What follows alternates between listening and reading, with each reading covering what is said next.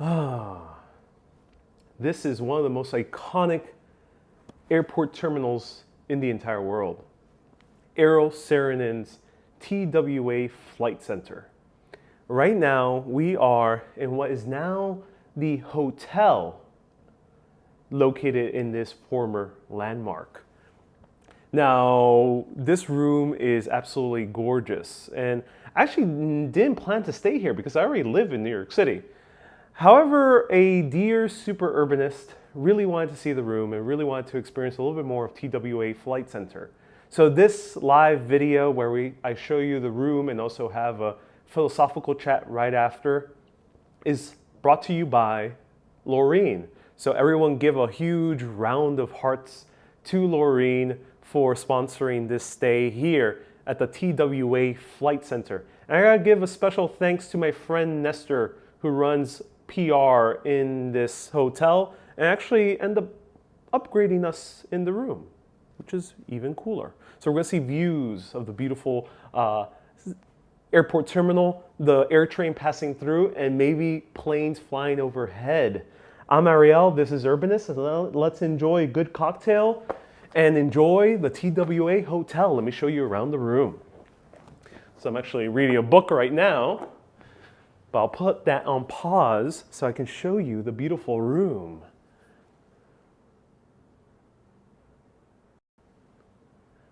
So look at this. Everyone give a huge round of hearts to Laureen.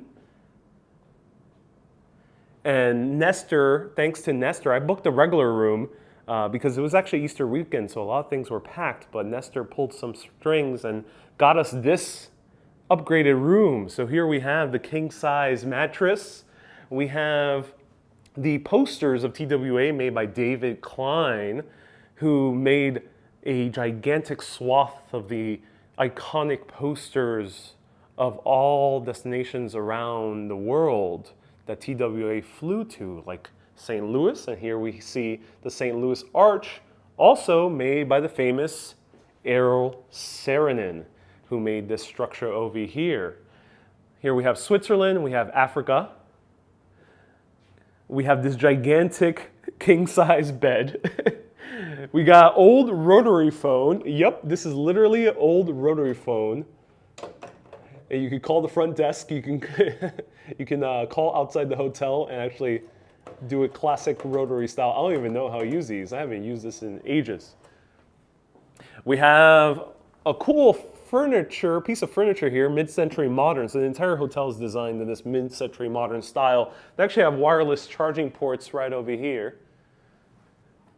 And can you get food here? Yes, the bar opens and does have food from the restaurant. So I'll show you the food in a bit, as you probably already saw, and they also have cocktails. So they have a gigantic television. They have this sofa, again, very mid-century modern, very Herman Miller-esque. What you see from their catalog, also Knoll is another famous company. There is a TV here, gigantic TV. Here I am. This is actually could be a double room, so because it is, I think, almost like a suite.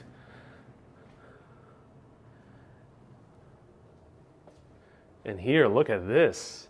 I can actually serve my cocktail in the proper glass. We're over here, look at that. Real glass, ladies and gentlemen. Oh, look at this dashing jacket. I wonder whose it is. There's actually nothing in the mini bar. I think maybe because of pandemic restrictions. Claire says, when can I move in? Doing some mid-century modern, I'm swooning, says the Inspired Life. And here, ladies and gentlemen, is the bathroom. Oh, the toilet is open. You can tell I am a man. I left the toilet seat up. Proof, ladies and gentlemen. Here we have a lot of echo in this bathroom. Echo, echo. We have some TWA branding. We got this. It reminds me of my childhood. Actually, my childhood grandparents' house had the same exact pattern on their floors. And here we are with the gigantic bathroom. I got a long selfie stick tonight so I can place it better as we chat. But I paid $227 for the night. The room I would have gotten was a bit smaller, like half the size of this. But luckily, a friend of mine is connected with the hotel and hooked me up. So here we have more mid-century modern lights, mid-century modern sink. Oh, I love that mid-century modern. How beautiful. Toilet seat down. There we go.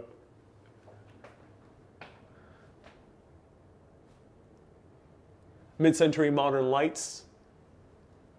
This is the TWA Hotel. Mandy, you're ready for a vacation. We got mid-century modern ottoman, mid-century modern coffee table. We got mid-century modern sofa, a mid-century modern TV. I mean, no, this is not mid-century modern TV. And let's show you the views, shall we? Look at this. Actually, this is a really amazing views. So here we see the iconic Aero Saarinen TWA Flight Center, currently in New York City landmark. The hotel is located inside, but it can't really do any major changes. That's why the majority of the hotel was built on the outside. Here we are on the two wings. Right now we're in the Saarinen wing, and there in the distance we see the hotel, the actual pool there in the distance, and we will be walking around the hotel later tonight, so stay tuned for that. But here, we're going to see planes passing overhead. We see the air train right there in the distance. I think this is, what terminal is this one? Let me know. This should be either 4 or 1, right over here. Any rooftop party? The rooftop is open. It has a heated pool. Alexander, great question. Is it full-size soap? No, it's a tiny little mini soap for your hands. Not full-size soap. And right there is the control center. We see a plane flying overhead.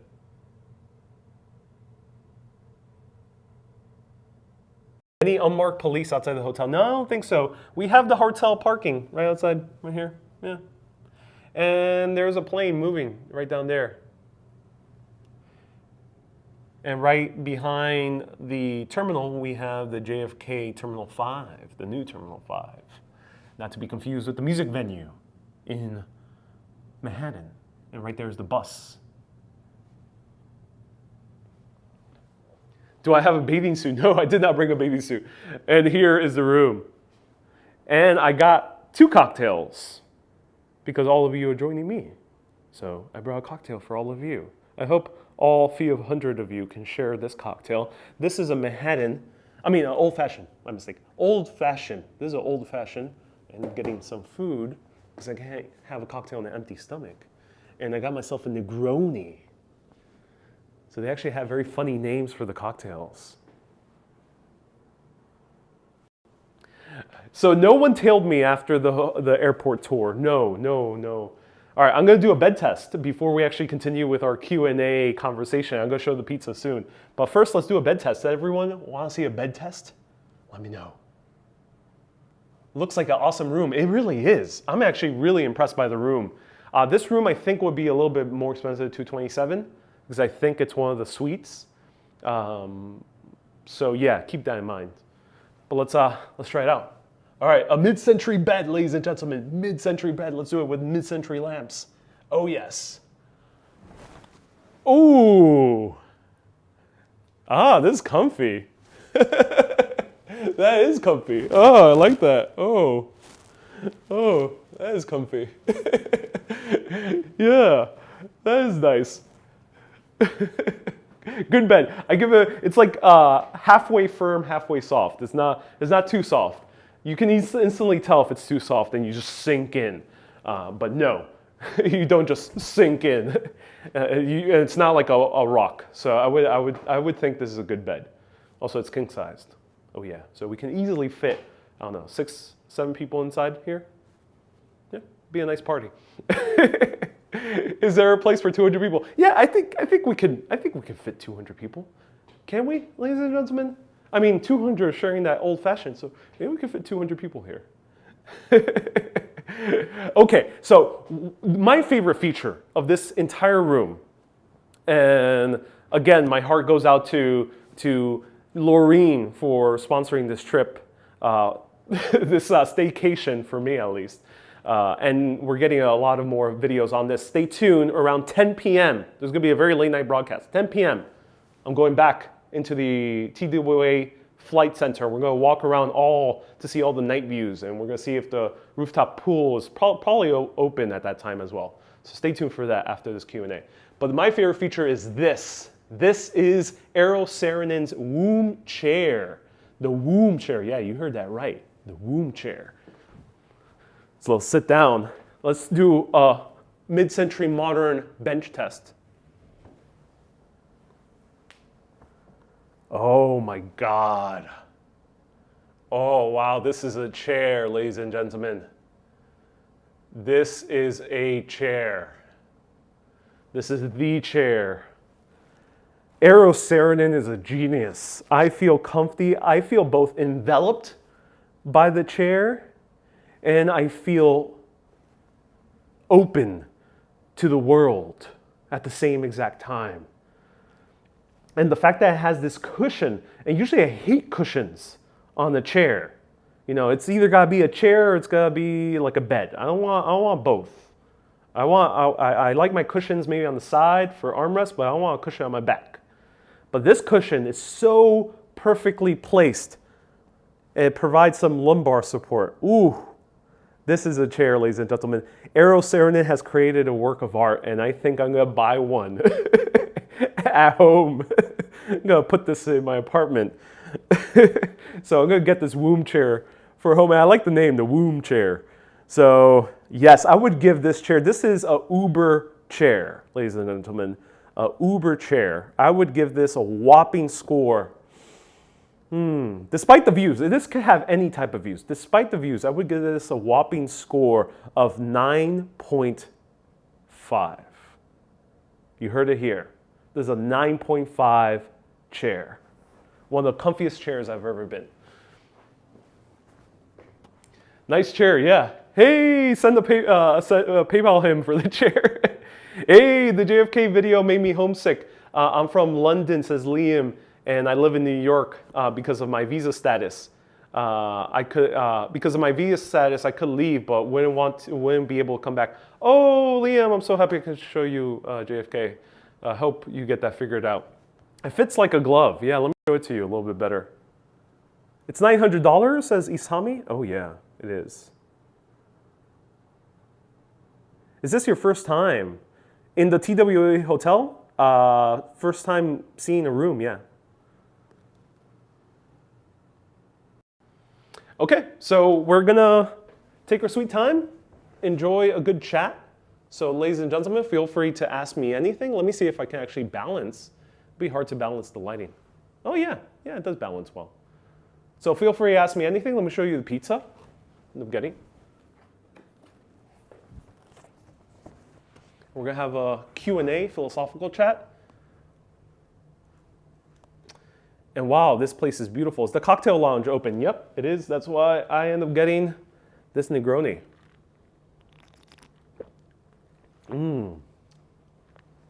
If you want to know the room number and the floor, I will let you all know at the end of this trip.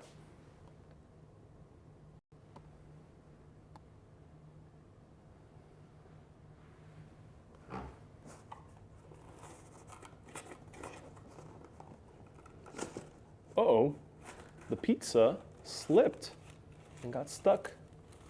Uh-oh. The pizza is a little bit of a mess. This is a $15 pizza, ladies and gentlemen. $15 pizza. It's the only food I can get that's at least somewhat fresh. There's also a hamburger there, but I didn't quite have time for a hamburger. Oh my God. This is quite a mess.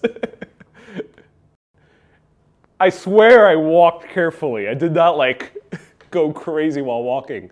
I wasn't running down the hallway trying to bring this pizza on time.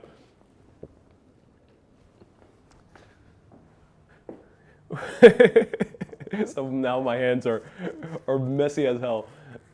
Did you order a pizza at the airport? Yeah, yeah. At the cocktail lounge, they have a pizza that you can order.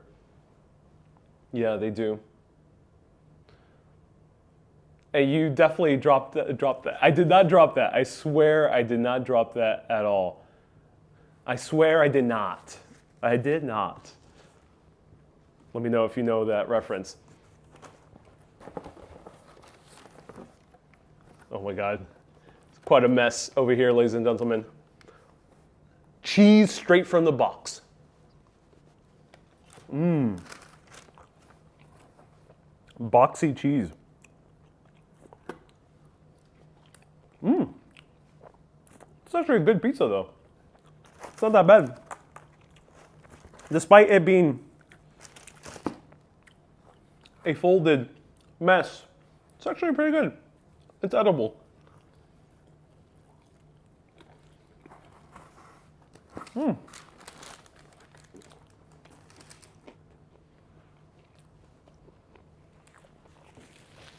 Mmm.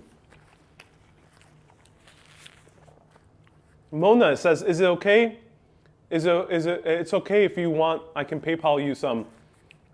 If anyone wants to sponsor a meal, let's save it for, I'll be happy to accept it. But I'll be able to feature it when we do the more walking around the terminal later tonight.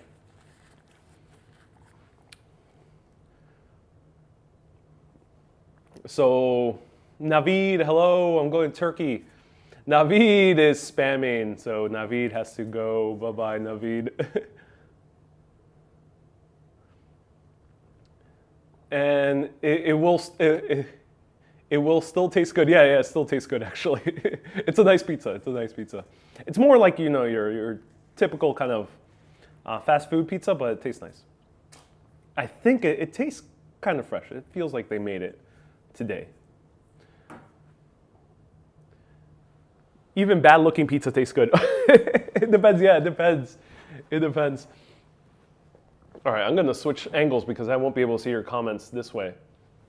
Okay, there we go. How much is a night here? I'm spending $227, but Laureen was so kind to cover it. So thank you, Laureen. Cheers to you. Which airline ran over the pizza? It's from the TWA, so I assume it's from their restaurant, which is run by John, George, Paul, or something like that. How many rooms in the hotel? How many? It was 512. 512, around there. So quite a bit of rooms. They kind of stuffed the rooms. You know, the room I got originally, I didn't go inside, but I saw the photos. It's half the size of this. It was much smaller. It still had a king-size bed, but it was much smaller. So I ended up getting an upgrade. Hey, Daryl, nice to see you here. John, George, Paul, and Ringo. What are you referring to, Charlene? And wow, that's a big hotel. It is a big hotel. It is quite a gigantic hotel. Is a Woomshire being in a immersion tank of old? I don't know. I've never been in an immersion tank. Do you get aircraft noise? So, the only hum you're hearing is the air conditioner. Yeah, I have the AC on because it was a bit hot in here. But no aircraft noise. So these are the second strongest windows in New York City. Right here.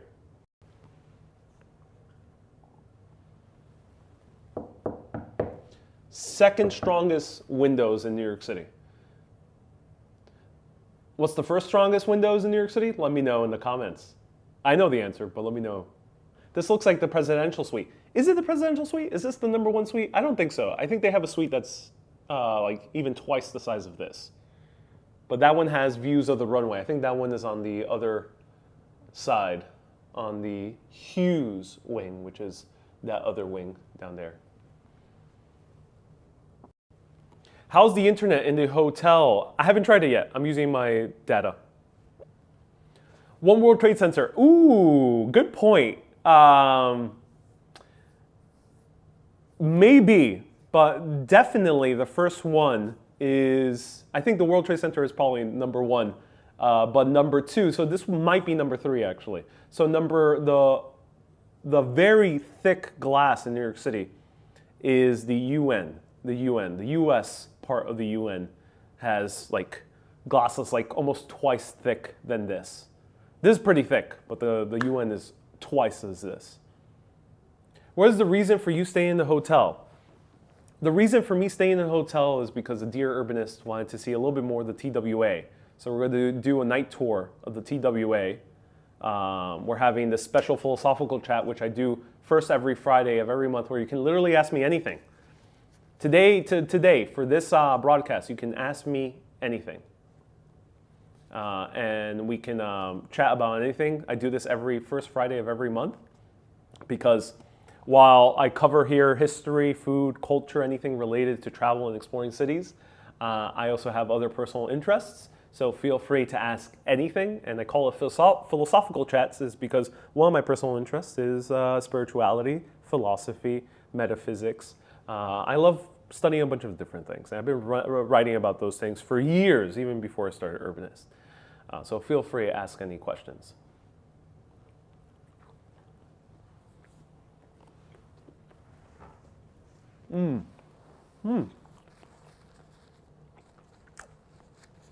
Pretty good pizza. Oh,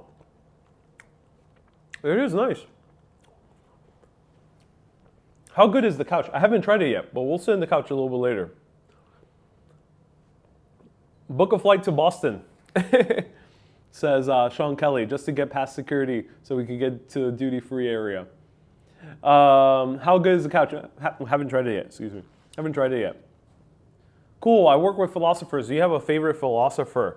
My favorite philosopher isn't quite a classical one or academic one. It is Lao Tzu. Lao Tzu would be my favorite philosopher. But he is not quite academic because he's much older. It's almost like 2,000 years old, his work. So, and no one knows if he's actually a real person. At least one individual. People think he might be just an amalgamation of different individuals. I would say I also really appreciate the philosophies of Marcus Aurelius. Did you get the pizza ordered here? I actually picked it up. I picked it up at the cocktail lounge, which is right in the middle of the TWA flight center. That pizza looks questionable. You know, it's a fast food pizza. It definitely does taste like a fast food pizza, but it tastes like a good fast food pizza. You know.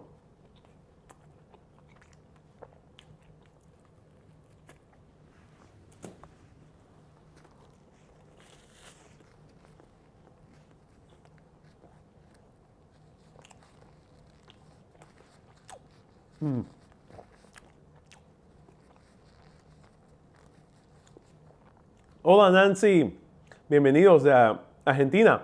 Estoy muy bien, estoy ahora en un hotel en el medio de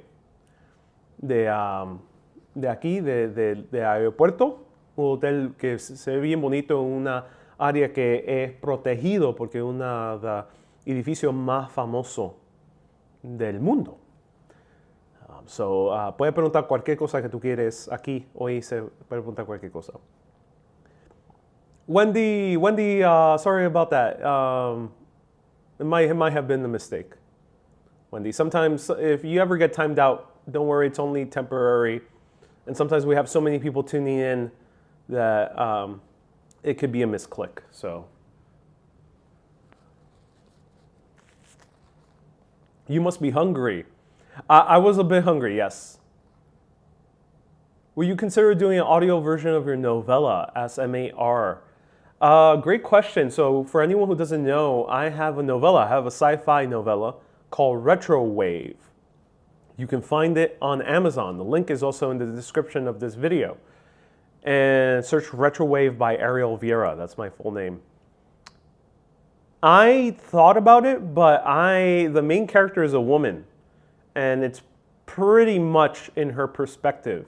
So it just doesn't fit. I can't really read it It just does not fit. So I wouldn't be doing the voiceover. However, I have considered hiring someone or hiring a friend, female friend who is a good narrator. I just gotta find someone here who has a New York or a somewhat similar American accent. Too bad Action Kid had bad microphone yesterday. Oh yeah, it happens, Daryl. It happens. Any planned overnight guests? Asked Bruce. A man never kisses and tells. Since .com is relatively new website to help out Slice.com. Oh, Janice, yeah, right. Slice. I do like Slice. It is very nice. It is very nice. Hey, Don. I don't understand why all 260 of your live streams are not liking a video. Liking your video. Everyone, press that like button right now. Press that like button if you want to be able to share this video with more people. Today, this video is for you guys, the hardcore viewers. So, yeah, it's for you. And Alexandra, yeah, it's okay to mention other streamers in a positive light. I just don't want people to mention negative news, which I understand. Things happen to other streamers, but you know, this is not the place to discuss that. So I don't mind people mentioning other streamers in a good light here in the chat. Just don't talk about the negative news, the drama, or other things. Anything negative, you know, this is not quite the place for it.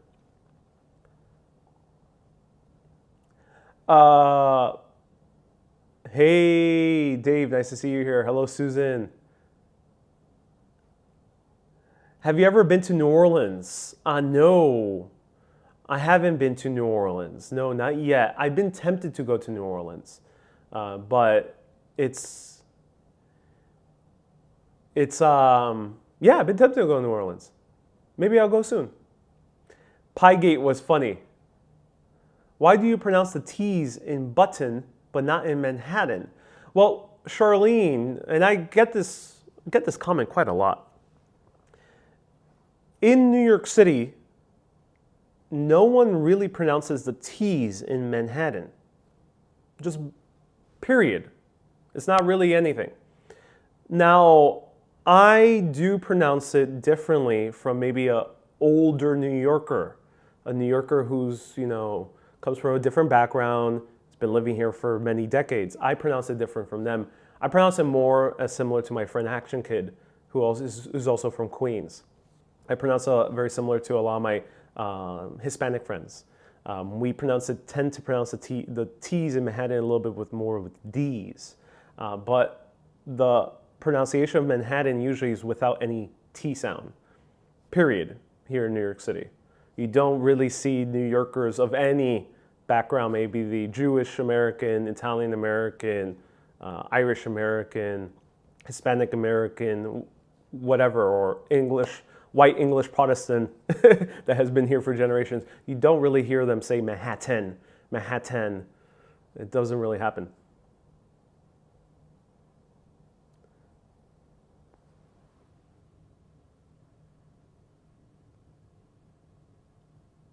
You call them Manhattan. Yes, I do indeed. What state would you live in if not New York?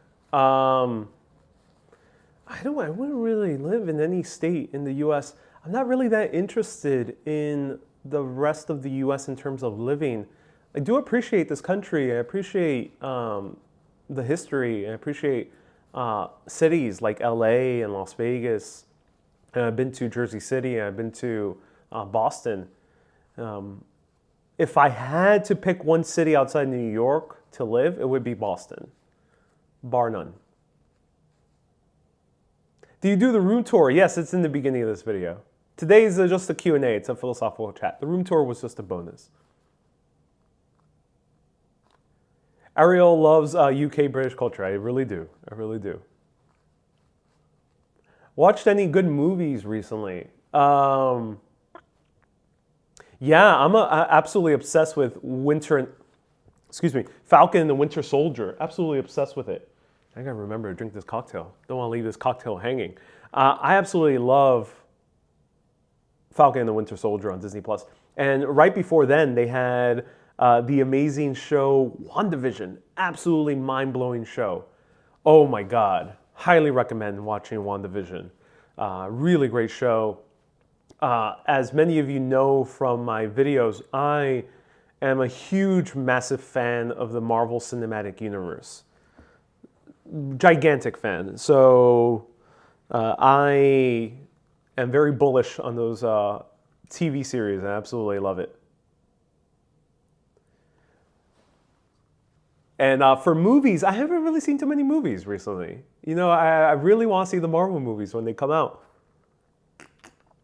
Excuse me. Did a little bit of slurp with the cocktail. That's when you know the cocktail's good. I saw, what movie did I see recently? I gotta think about that. What's the reason, what is the reason they call it Good Friday? I actually don't know. I don't know the reason. It is associated with Easter, which is the time when Jesus Christ was crucified on the cross. But I don't know exactly why Good Friday, if anyone can let us know. I haven't covered fully yet that history. I will probably cover the history of Jesus Christ and the crucifixion as told in the Bible and its various editions. I'll probably cover it when I visit Jerusalem. So stay tuned. Yeah. Yeah, I'll probably cover it when I go to Jerusalem, which I really want to go, and I'll follow the Stations of the Cross.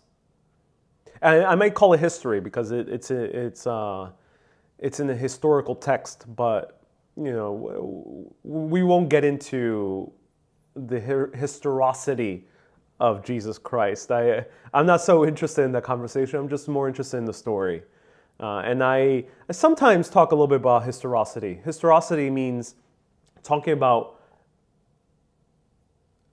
how we know if that's history and what are the sources we have to verify that this is real history.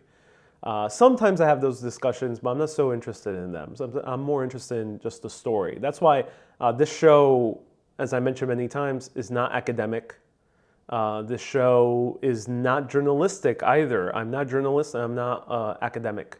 So this show is about entertainment. And I might use history stories because that is my own love, my own passion, the thing I love the most. And I use that as my form of entertainment, as the form to show everyone.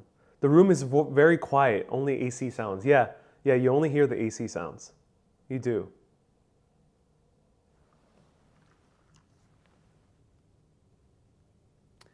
And I watched you and AK the other day. He told you he doesn't skip the T's. No, AK does not pronounce Manhattan. No, he does not. I don't know anyone who here in New York City who pronounces Manhattan. No, it really doesn't happen. You could be interested in history without having to believe or agree with it. Right, you do. Alexandra, ask away. Do you worked as an engineer before? No, I have not worked as an engineer before. I worked in tech, specifically in the company called Foursquare, but I never worked as an engineer there. I worked as a tech support. So while I had some aspects of the work that dealt with computer code, I really did not work as an engineer at any moment. But my degree is in electrical engineering. Did you see all the Marvel movies in the right order, Shulio? No, I skipped Ant-Man #1. I really did not like Ant-Man #1. Um, did I see all the other ones? I think I did. I think I saw all the other ones. I really did not like Ant-Man #1. I really did not like Civil War. Those are the two Marvel movies I just really did not like. Though I did like Ant-Man #2. That was a lot more fun. Adri says, thank you for sharing your knowledge. My pleasure. Ronald says, yes, so Mary Jane does pronounce the T's. Yes, Mary Jane does pronounce Manhattan. She does say Manhattan, Manhattan. Yeah, she does. Mary Jane is not a New Yorker. She was not raised here. She is from Italy. And while she knows English perfectly, she was raised in Italy. So you'll listen a lot of people who are from other countries or from other US states pronounce the T's in Manhattan. I hope security didn't follow you to the room. No. It doesn't get that serious. I'm not sure about other countries. I was thinking about that earlier today. I was thinking, oh, wow, in another country it'd be much more risky because I'm not a citizen of that country. But here, I'm a citizen of the US. I'm a resident. I don't feel too afraid of security here or the police, luckily. That is a much more complicated issue, of course, when it comes to the police, but I don't feel fear personally, so I'm more relaxed here. So yeah, if security tells me to stop filming, I'm going to stop filming. I'm just going to move away. But I don't fear them following me or getting put on some list or whatever. I am personally not fearful of that.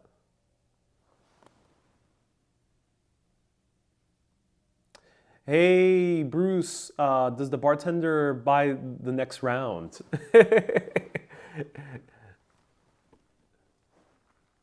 Is a good cocktail more important for you for the alcohol or for the taste? For me, it's for the taste. I really don't care too much about the alcohol. We have, unfortunately, a spammer on Facebook.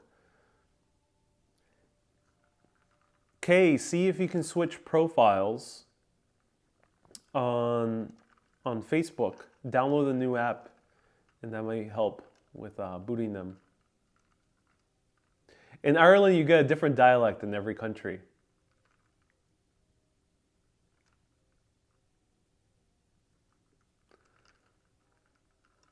Mona says, yes, I blocked them. Yeah. Great.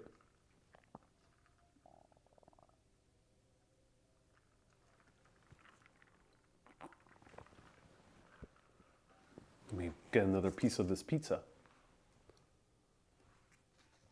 Do you like urban cities to be spread out or dense? Ooh, that's a great question, Ibrahim.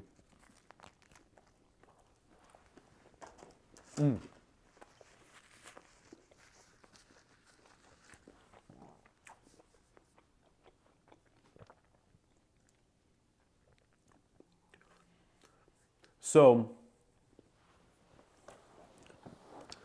I prefer cities to be dense. I'm actually reading a book about cities and how they've been developed to be spacious, how they've been developed to be far away, designed for the car.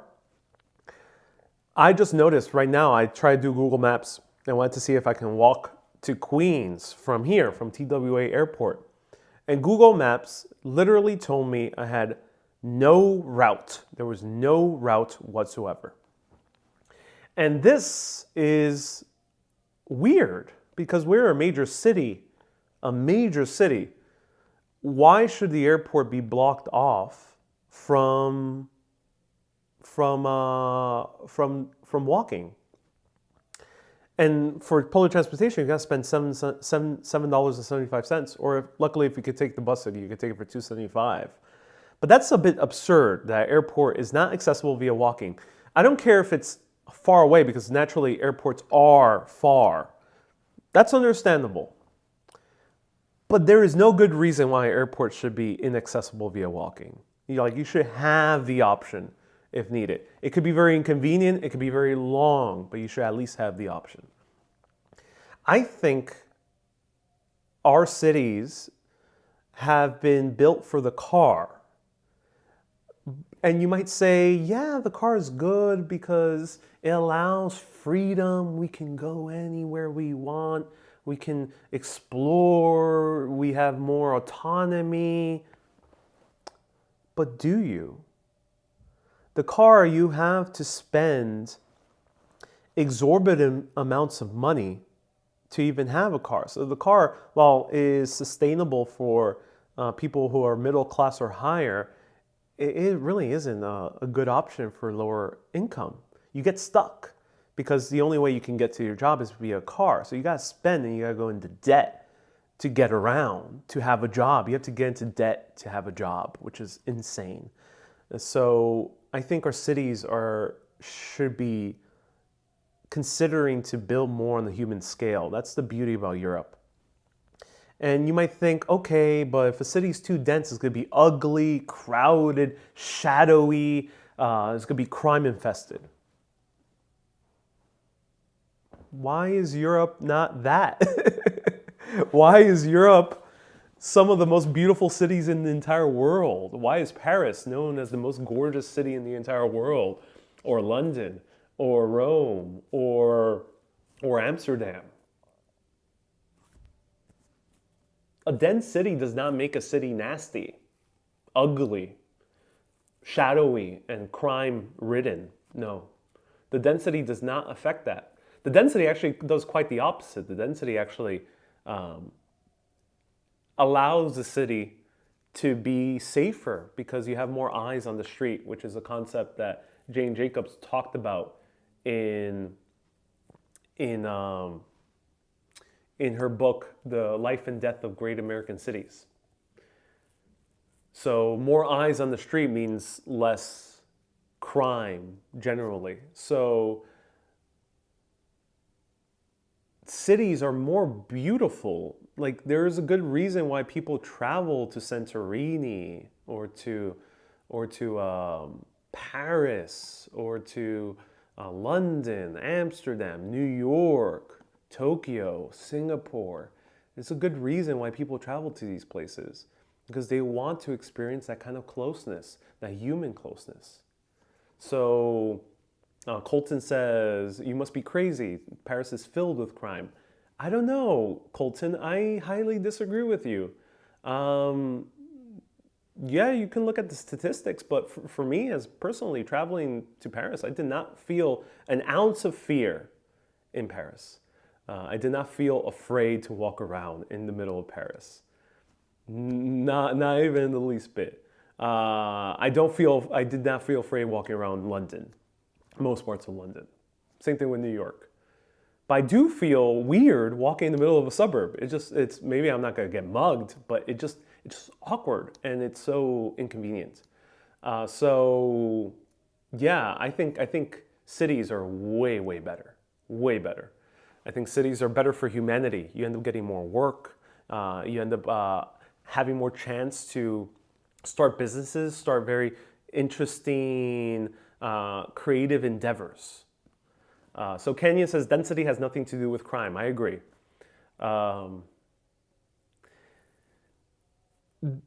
Give me a company. Give me a company or a major piece of art that was developed in the suburbs. Tell me. Be very hard pressed to find. Maybe you can find one or two, but you'll be very hard pressed to find a major company, a major scientific breakthrough, or major engineering, technological breakthrough, or a major artistic breakthrough developed in the suburb. And Chris says Apple, but you can say Apple, but still Hewlett-Packard and Apple were still developed in pretty dense areas right next to the major cities. Amazon was not developed. Amazon was developed in also a major city as well. I go to Paris every year and don't feel safe. Google is headquartered in Mountain View. Indeed it is. So a lot of companies are indeed based in suburbs, but they did not start in suburbs. Microsoft was started off his dorm room in Harvard, which is in the middle of the city. You know, Steve Jobs got his start in the middle of, what was it, Stanford or Berkeley, which is also a major city, or a dense area, urban area. It was not in the middle of the suburbs. So no, you can't name too many, at least. Well, yes, Costco, says Chris, but those are the companies might be located currently, but they did not start in the middle of a suburban area. What a gorgeous hotel in the former terminal. Yeah, it is absolutely gorgeous. I agree, it is very gorgeous.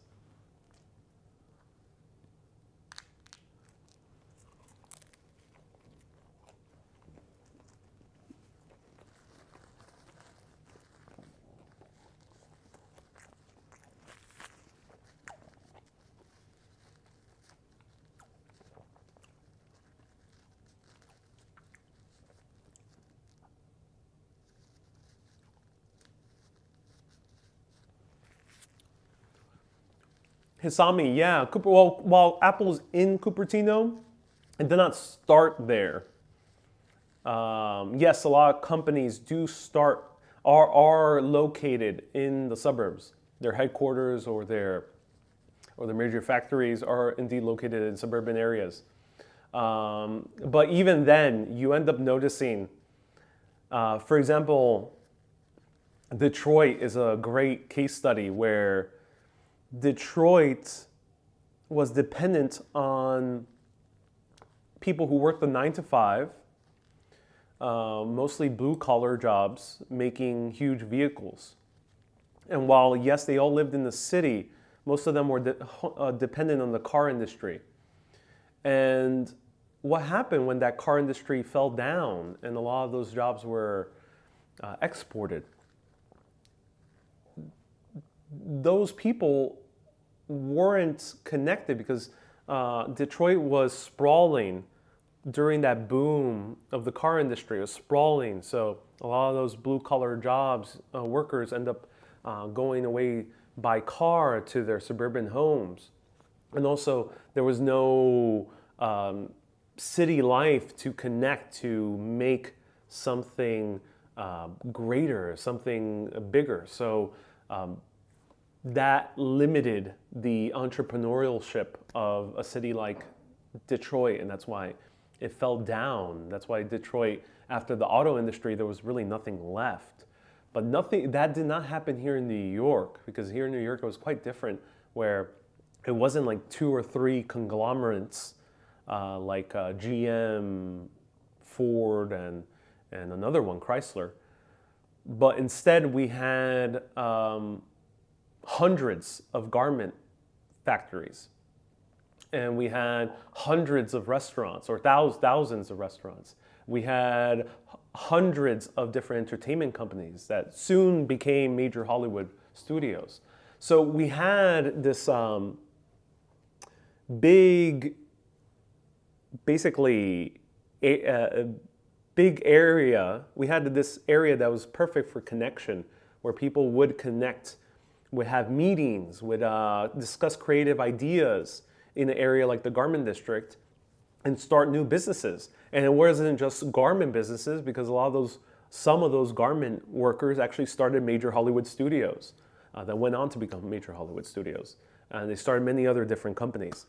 So in New York, because you had not just 3 or 4 major companies, you had hundreds of companies, and you had workers that all lived together, close to each other, in dense neighborhoods like the Lower East Side, or the areas around the Garment District, or Hell's Kitchen, or the Bronx, or Queens, or Brooklyn. Because you had this kind of close density, you had a whole lot more entrepreneurs, a lot more companies crop up. New industries crop up, like Hollywood. And you might say, oh, but Hollywood's in LA. No, Hollywood actually started here in New York. How far metro areas expand until it's rural? Rural, you know, rural life is very different from suburban or urban life. Yeah, I think that should be left untouched, of course. How about Boeing? Okay, I gotta connect my plug because I'm running out of battery. So I'll show you the views as I connect everything.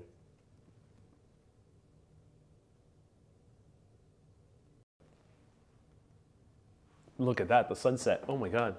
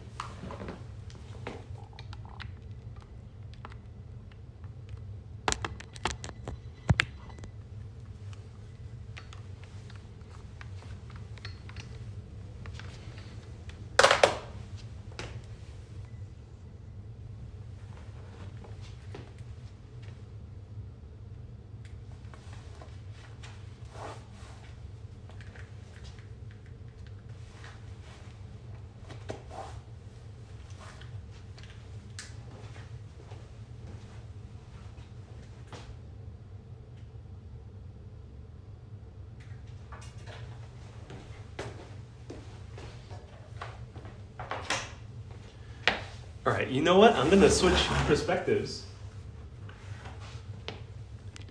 So bear with me. I'm gonna switch perspectives over here and see if I can.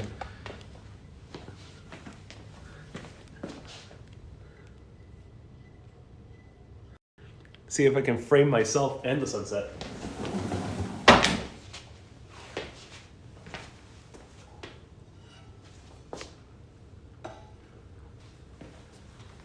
Uh-oh. Oh, sorry about that, everyone. Gimbal died. All right, there we go.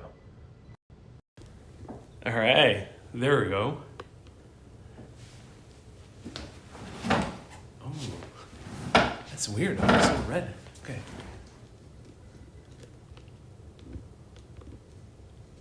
I'm pretty blown away by this hotel. Yeah, me too. I am as well. There's a big chair. Okay. There we go. Okay, that's cool. I like that. All right. Just trying to find the perfect angle for a good chat. Okay. We will find this perfect angle.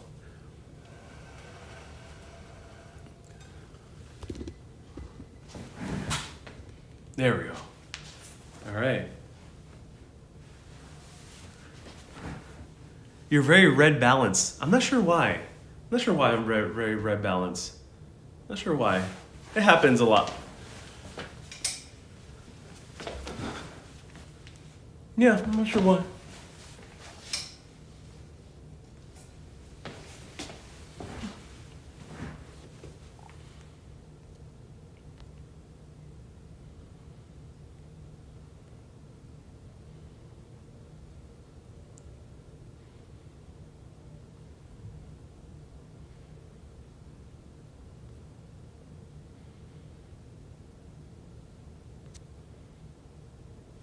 There we go. That's a lot better. All right. Is it the lighting or the chair? I'm not sure why. Yeah, I'm not sure why, but that's a little bit better. A little bit more neutral. Yeah. Oh my God. So good. The views. Oh wow. That's amazing. And we can even see the TWA hotel. Maybe the face is red because of drinking. I do get red when I drink. I do get red. It's almost twilight. Indeed it is.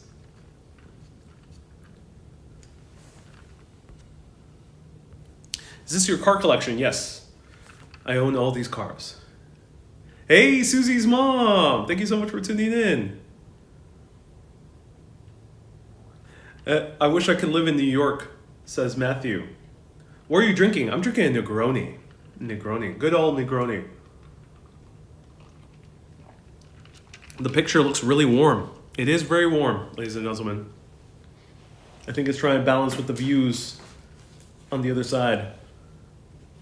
Do you own all the planes too? Yeah, ladies and gentlemen, this is my front garage.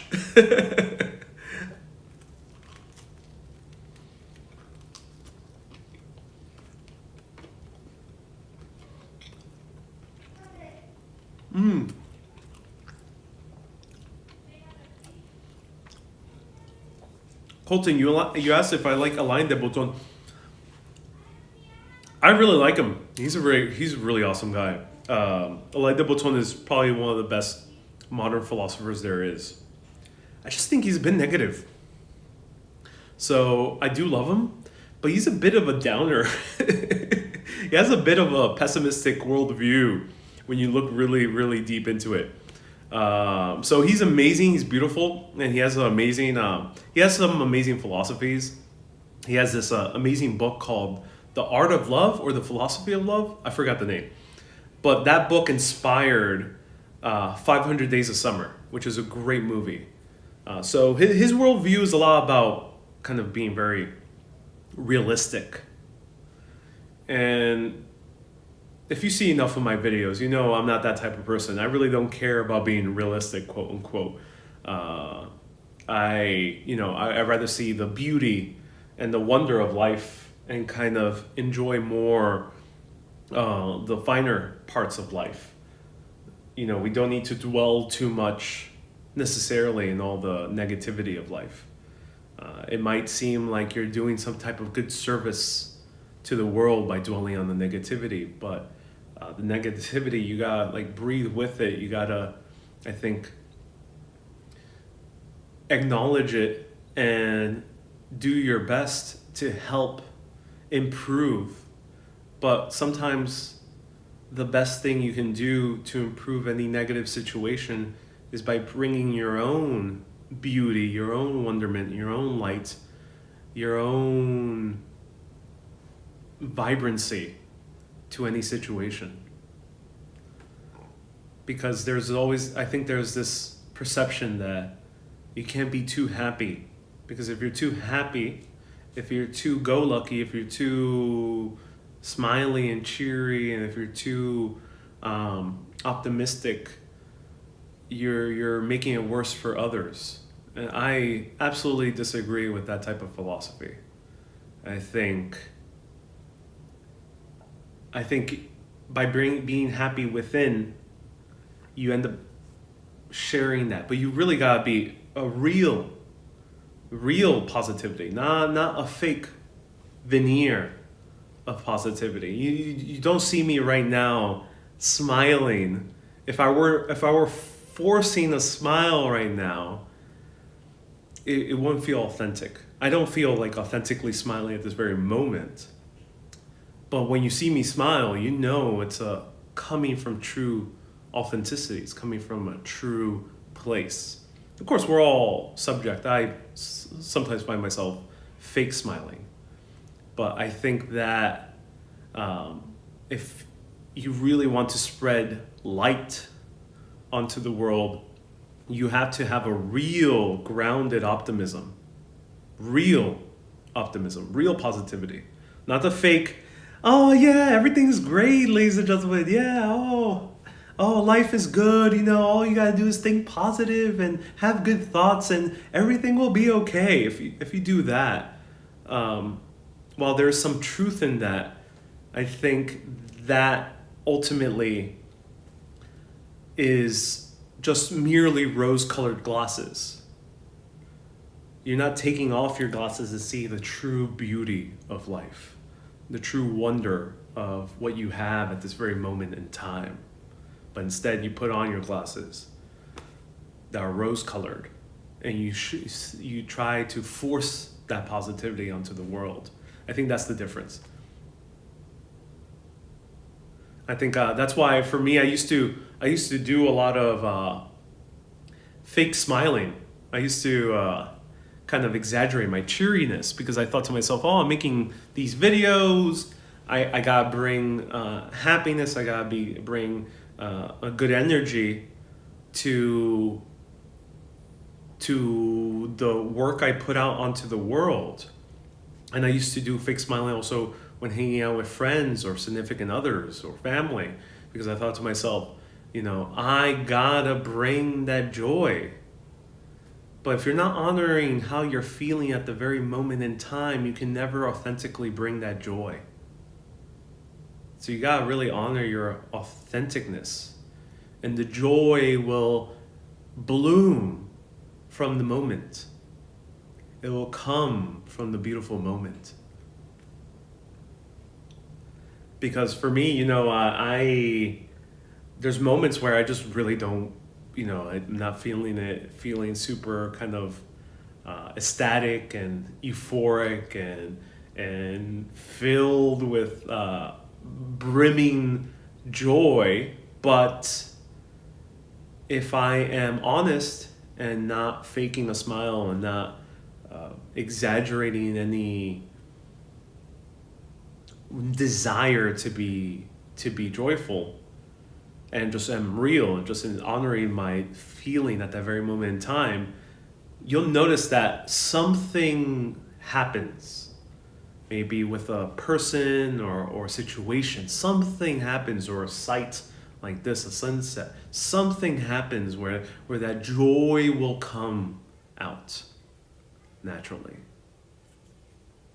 I think that's the difference. I think that's why people might get turned off when they say, oh, your philosophy of life is about being positive, it's about love, it's about joy, it's about looking at the brighter side of life, it's about gratitude.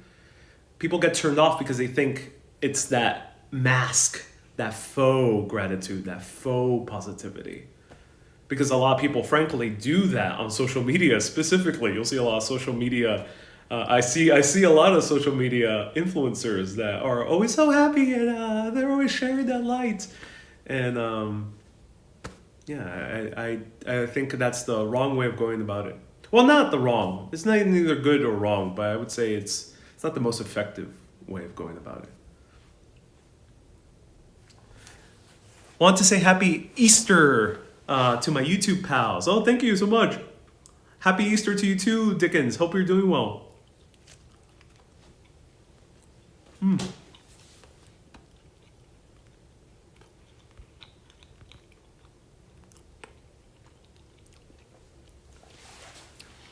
Liam says, YouTube is an amazing thing. You're in a small theater, but there's actually 300 people tuning in, which is actually very big. Yeah, you're right.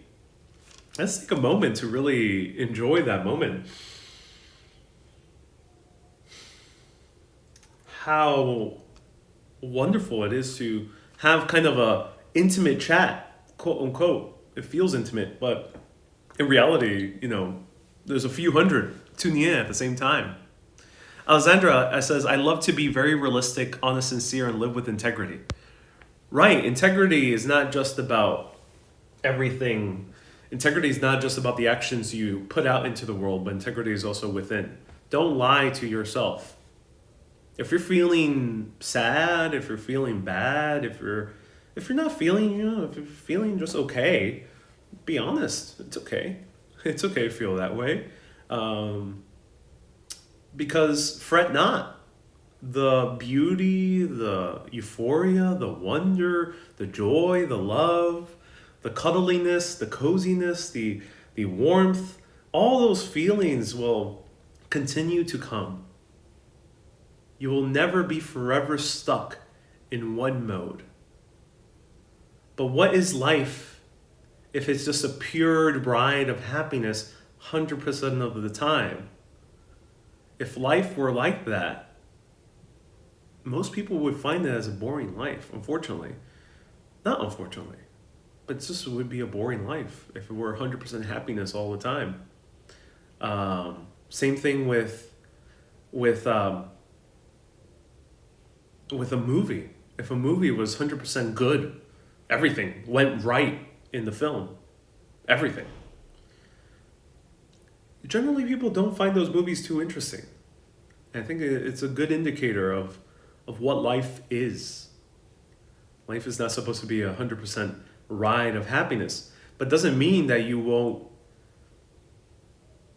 enjoy every part of it. or take something from it, enjoy something, and give something to it. Like those moments of sadness, they themselves can be very beautiful. Those moments of challenge, says Lisa, I like to be challenged. Those moments of challenge can be very beautiful. So I would say enjoy it. And of course, you could say, oh, it's easy for you to say. It's easy for anyone to say. It's easy. It's easy to say. I mean, it doesn't mean that one should not try to be grateful for both the bad parts and the good parts of life.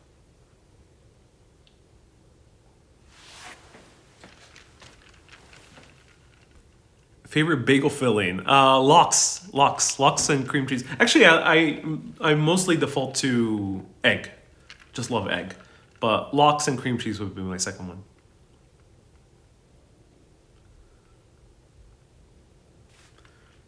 Excuse me. A lot of folks don't wish to feel, says Avi.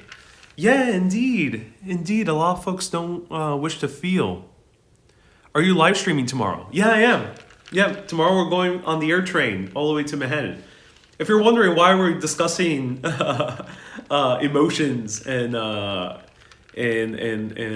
love and authenticity, is because this is a philosophical chat. I do this once a month, but later tonight we'll be back to our regular programming, and tomorrow as well. Later tonight, probably around 10 p.m., I'm going to explore the grounds of TWA. I wouldn't mind being happy all the time, says Rosemary. And many people are afraid to feel, says, a lot of people are saying that, yeah. Warshati. Yeah, Warshati. A lot of people are indeed afraid to feel. But if we don't feel, we're not really pushing it away. We're not really kind of letting it go. If we are afraid to feel, we're suppressing it deep into our subconscious, suppressing it deep into our body, whatever way you want to think about it, but we're suppressing it. I think that's why certain diseases might manifest. Pains, a back pain might manifest. Headaches. And a lot of people say, oh, it's just my body. My body's giving me issues. My body, I'm getting old. And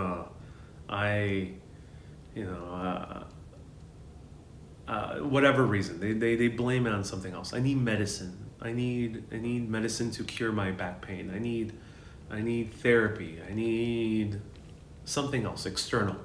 I need something from the outside world. But I would encourage people out there to say, but what if it starts with you? And that might be sounding like a terrible thing to say in certain situations, but what if you have the power, let's frame it positively, what if you have the power to feel better overall? What if you have the power to change the direction of any ailment? What if you have the power to change the direction of any feeling, any emotion, any train of thought? What if you have the power? What if? I'm not saying that you do. I'm not saying that you don't. Some people might say that you do. Some people might say that you don't. But I would love to ask you, what if? Entertain that thought. What if? You might come to the conclusion that you have no power, whatsoever upon how your body feels or how you feel emotionally, you can come to that conclusion that I have no power. I'm absolutely powerless. Okay, that's okay. But I would say at least entertain the thought. At least entertain the thought. At least ask you, hey, what if I have the power? What could happen? What could I do? I think that's a good way to start. Someone says the guy drinking 5 cocktails. It ain't the cocktails, ladies and gentlemen. I have this conversation in all modes of thinking. Maybe walking around for hours on end on just water, or sitting down, relaxing on the beach, or or drinking a cocktail, or watching a sunset. I have this conversation all the time.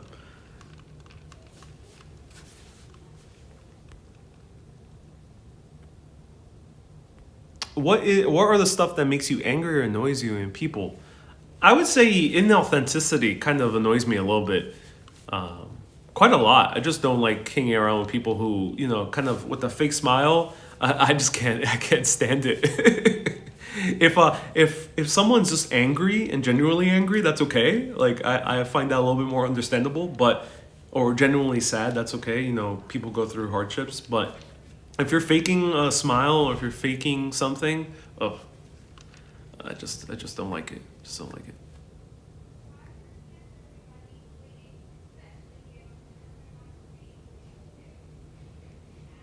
Ronald says, no, Ariel, really, remember, we love you and we're here for you. Oh, thank you. I appreciate that. Likewise. Wendy, true. Yes, Ariel. Authenticity is rare nowadays.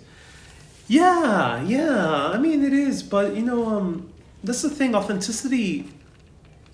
I don't want to sound like I'm an authority of anything. I am not the authority, ladies and gentlemen. I'll say it right now. I'm not the authority in anything. I'm not the authority in any of the topics we're talking about. Not even live streaming, not entertainment, not filmmaking, not history, not cities. I'm not the authority in this topic, this more philosophical, spiritual topic. I'm not the authority in this. I'm not authority. I'm just merely a man. I'm just merely a human being having a conversation for fun. And that said, so do your own research and have your own fun with these topics. And I say that because, there are people out there who have the authority. And the thing is, when you do make yourself the authority of something, there's a whole lot more responsibility. And it is important to accept that responsibility. So there's a family right next to me screaming at her kids. It's very important to, if you do assume that authority, it's important to assume the responsibility as well. So I am an authority when it comes to live streaming. If someone hires me as a live streamer for a freelance gig for a client, I am an authority, and I do assume the responsibility. I am an authority in telling stories on camera. So when I'm hired to do that for a company or hired to do that for a TV show, that I assume responsibility. But I want to be clear, I'm not authority in those other things because I just want to have a conversation. I just want to have some fun. And yeah, someone's yelling right next door. I just want to have some fun. I just want to have a good conversation. And I think that's very important to have that conversation, because when we have that conversation, it allows us to kind of have a little bit of fun with these topics. Have a little bit of fun with history. Have a little bit of fun with, in this case, the philosophical chats. Have a little bit of fun with discussing urban planning, urban design, or architecture. Have a little bit of fun in discussing food. It's that fun. A little bit of creativity. Because if you're in an academic setting, it's a wonderful thing. I really respect academia. But in academia, you have a whole lot of responsibility. You got to provide sources. You got to be fact-checked. You got to have peer-reviewed. You got to be peer-reviewed. And while there is fun in that, it is a slower process. It is much slower process.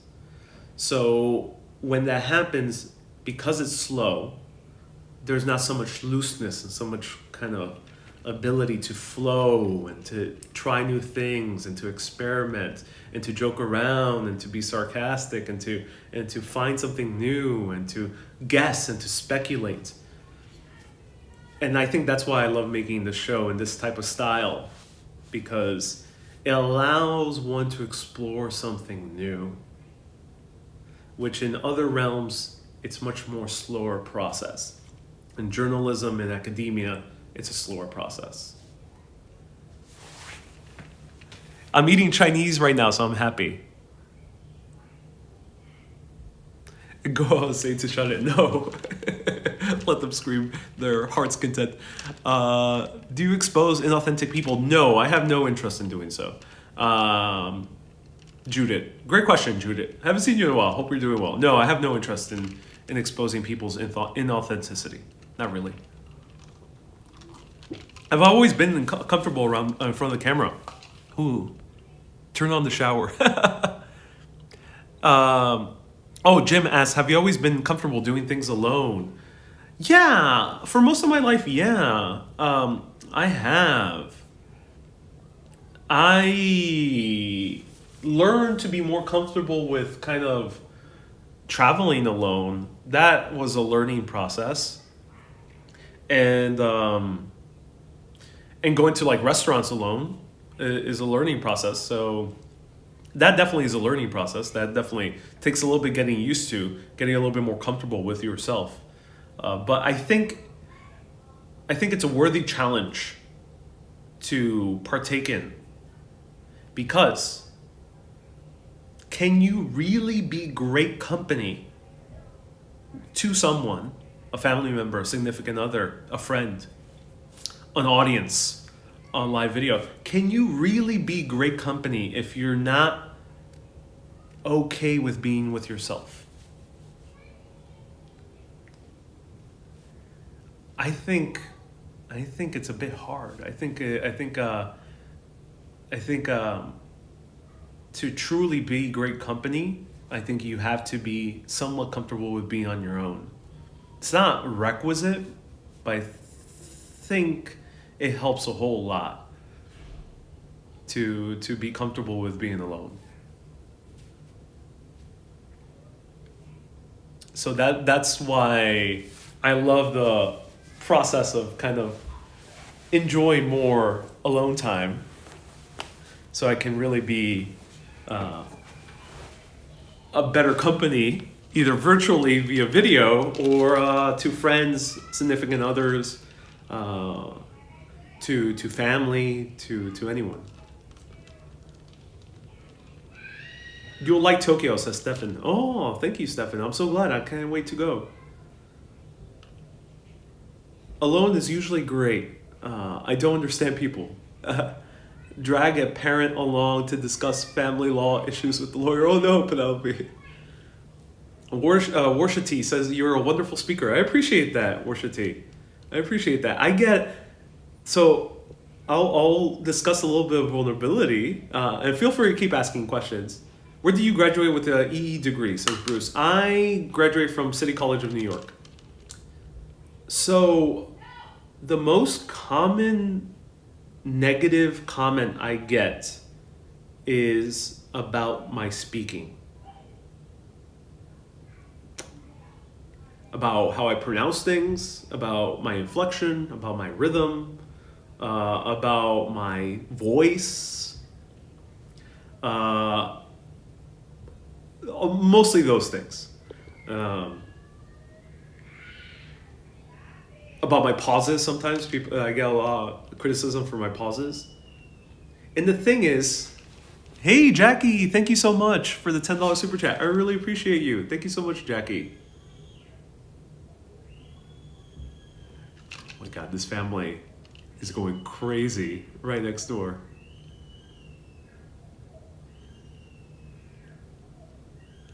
Oh shit.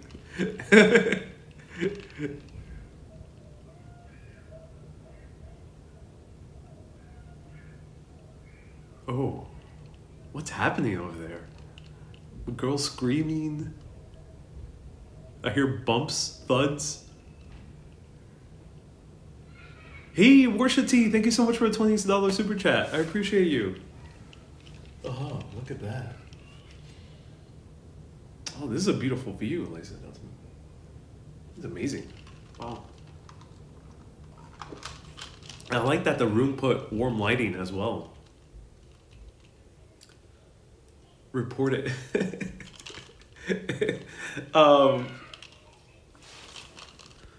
You might need a new room, says Janice. I hope it doesn't continue throughout the night. Do you think that'll happen throughout the night? Have you ever encountered kids screaming throughout the night? Let me know. I like this room. Me too. I really do like this room. They had to pay extra with this room. No, Ryan, I was connected to get this room. I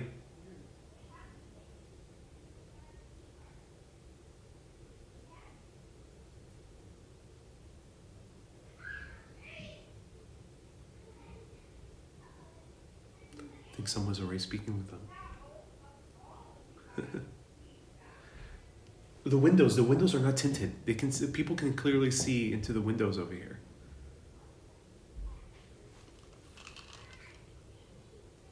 Do I like this better than the Barbie room I had before? You're referring to the William. I love the William, but this is a nicer room. Aesthetically, this is a nicer room. Plus, there's a sofa. So, Worship T and Jackie, thank you so much for the super chat. So, they can see you when you're naked. If I don't close the blinds, yeah, they can. They can. So this is a good cocktail.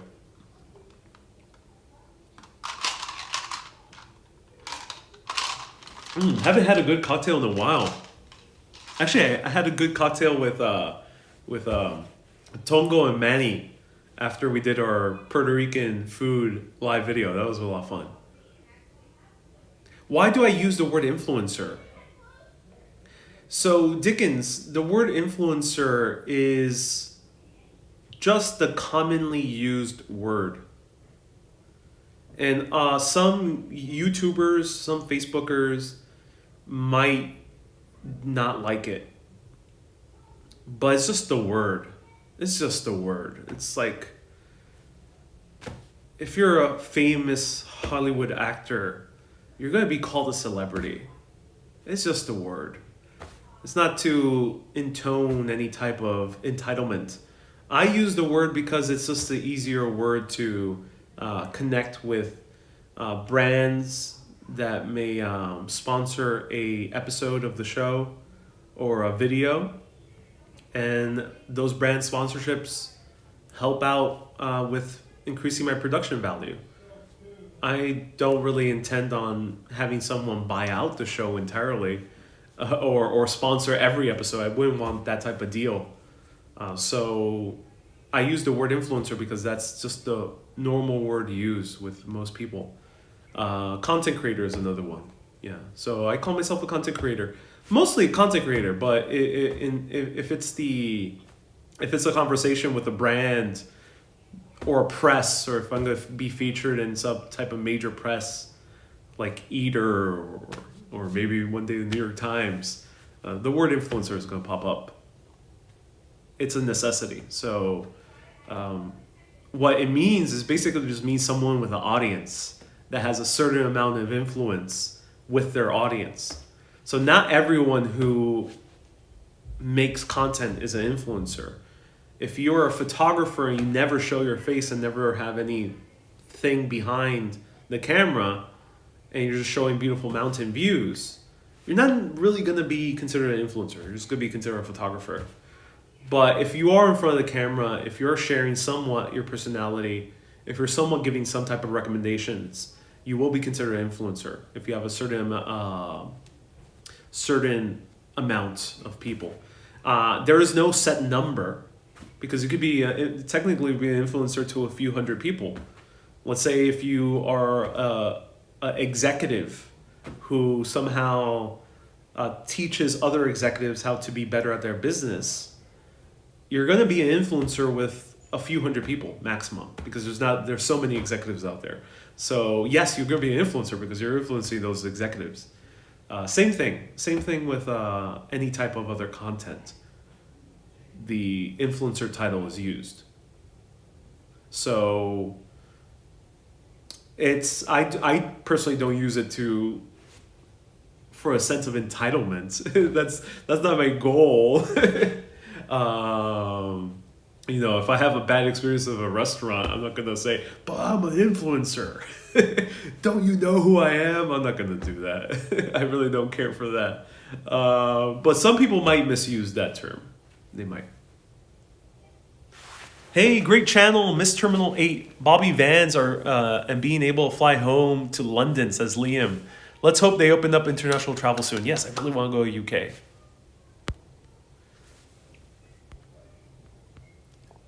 Dickens, so am I an influencer? Depends. If you have an audience.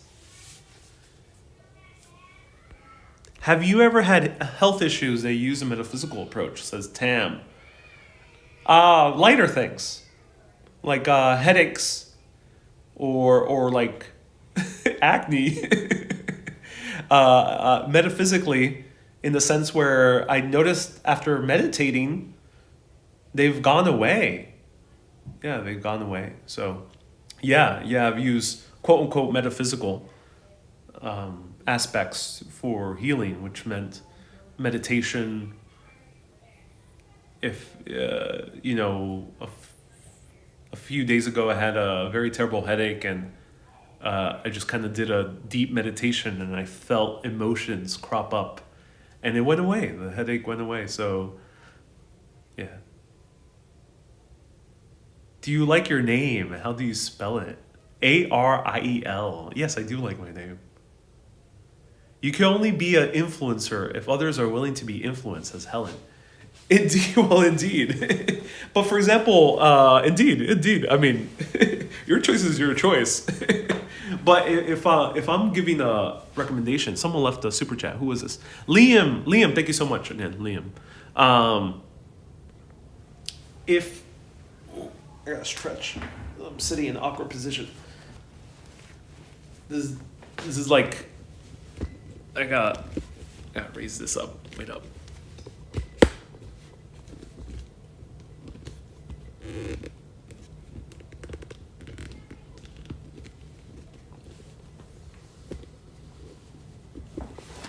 Yeah, fix this.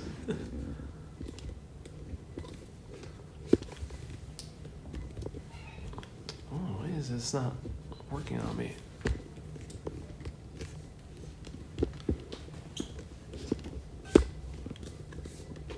There we go. Okay, there we go. Oh, that's a lot better. All right, there we go. There we go.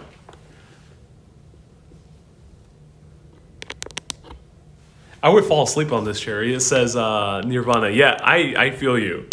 I know what you mean. This is a sleep-worthy chair. Oh, definitely it is. What's the longest I've streamed? About 6 hours, I think, is my longest so far. Yeah, 6 hours. All right, everyone. No one has claimed the second cocktail. Should I drink the second cocktail? Do you want to chat a little bit longer? As I mentioned, this is for the hardcore viewers. If you're really a fan of these videos, I offer these more open chats once a month. But on Urbanist, outside of these open chats, I pretty much stick to exploring cities and travel and history and architecture and food. So those are the topics, and I keep it within those topics because I want to have fun with that. I don't want to make Urbanist about me. That's why I don't call it Ariel Vieira or Ariel Vieira's travel show. But since some of you really love this show and want to just get to know me as a human being, that's why I offer these once a month things. So let me know if you want to continue the conversation for a little bit. Yeah, I missed the first cocktail, says Irene. You may now consume the other cocktails, says MAR. Yes, let's drink the second one. All right, let's do it.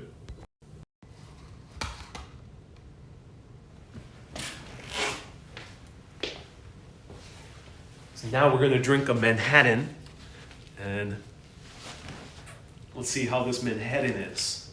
All right, cheers, everyone. It's a bit watery because the ice melted. I should have put it in the fridge, but it's really good. You know what? I'm gonna serve it in the proper glass. Oh yeah, let's do that.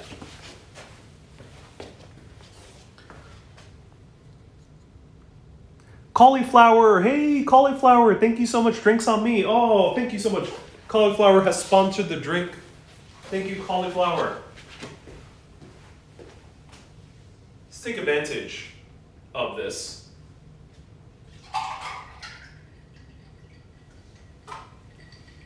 All right. Look at this. This is way better.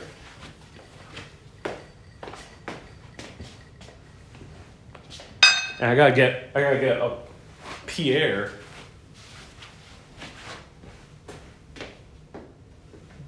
Oh yeah.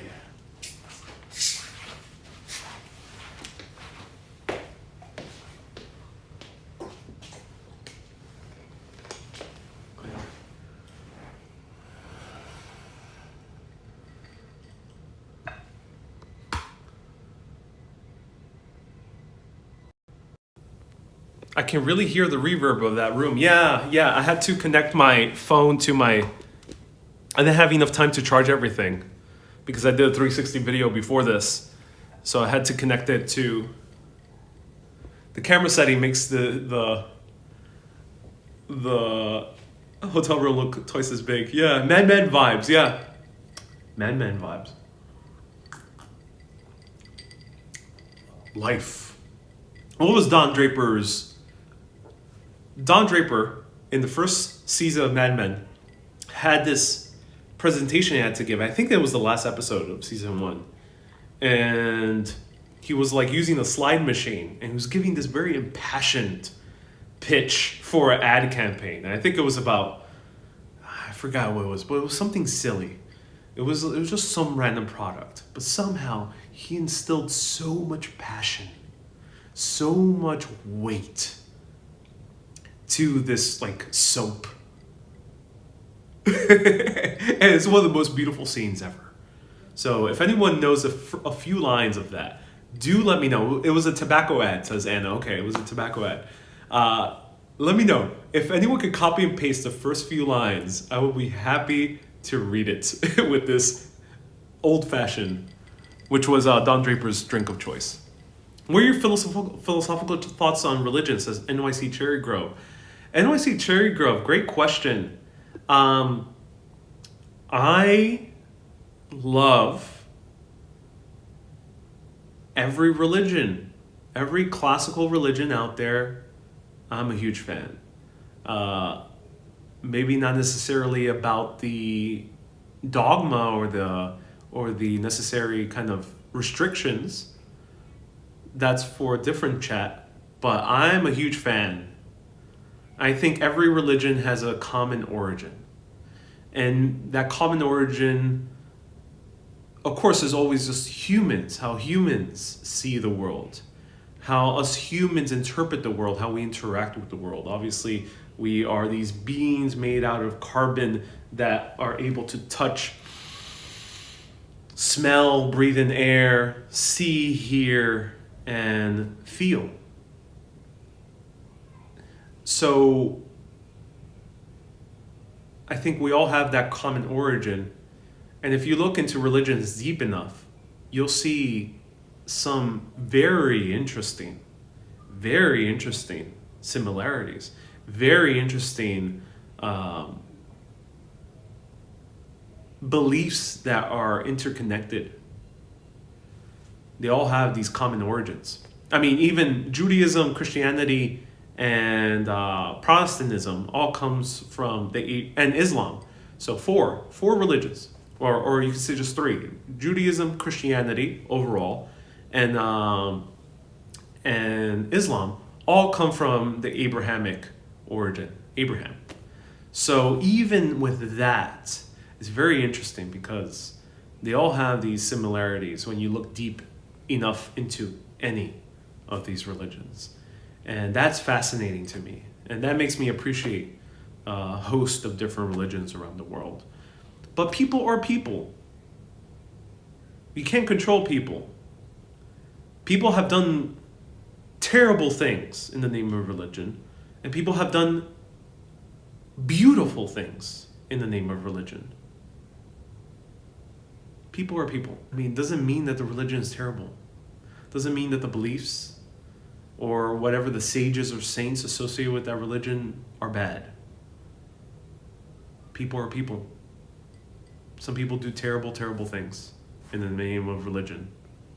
Some people do terrible, terrible things in the name of science. Literally. There's literally horrible atrocities committed in the name of science. People do terrible things in the name of atheism, in the name of Satanism, in the name of positivity, in the name of anything. You can pervert literally anything. Humans have perverted everything under the sun. They perverted some way or another, but also the opposite. People have done beautiful things under almost every type of belief system, almost every type of worldview. And off topic, check your PayPal later, says Mona. Oh, thank you, Mona. What time is it, everyone? Let me know. I wish I could play music, but this TV does not have Chromecast. Otherwise, I would have played my music on YouTube.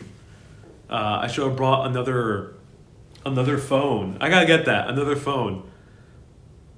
What have atheists done? The terrible atrocities of communism. They consider themselves atheists. It's not to say that atheists are bad. It's not to say atheists are terrible human beings. No. But yes, there has been terrible atrocities under the name of atheism, which is the persecution of Tibetan people. It is the gulags and the what was the name of the people? I think it was Uzbekistan or Ukraine. Pardon me for I don't know the full history, but the terrible atrocities that happened under the era of Stalin, who was he called himself an atheist. So yes, there are terrible tragedies under the atheist movement.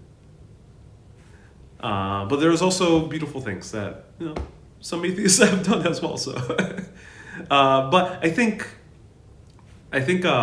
believing in not believing, but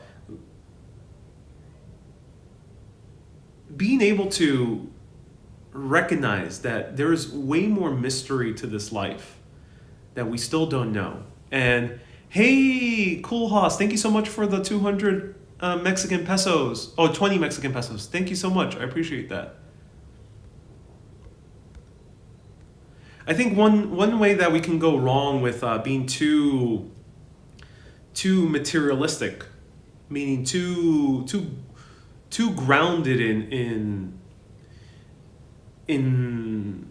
matter, in what we see. If we're too grounded in that, if we're too fixated on that, we fail to see the mysteries that still are among us. Science does not know everything. It does not know everything. It just doesn't. Science does not know everything. Science does not know. It has not solved every single mystery in the universe. There's still way more to learn about our world. Science will be a pathway to that. But I think we have to recognize that we don't know everything yet. We might never know everything because the universe is a gigantic place. So that said, there will always be some mystery to something. There's always some type of mystery.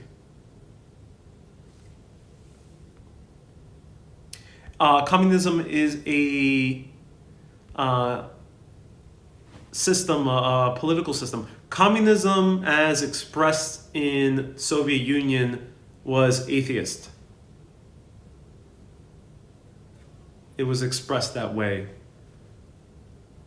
And they took a very strong stance against all types of religion. So yes, communism is a political system, but as it was expressed in Soviet Union, it was also atheist. Again, it doesn't mean that atheists are bad. It just, that was what they did. They were anti-religion. Their foundations was atheism.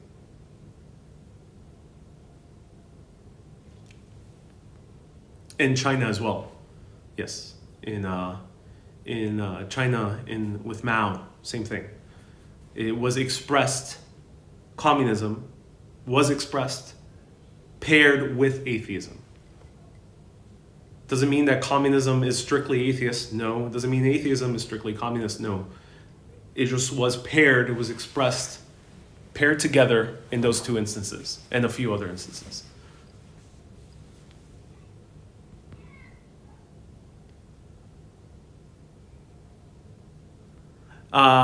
What do you think what do you think is the nature of dreams? Yeah, nature of dreams. Interesting.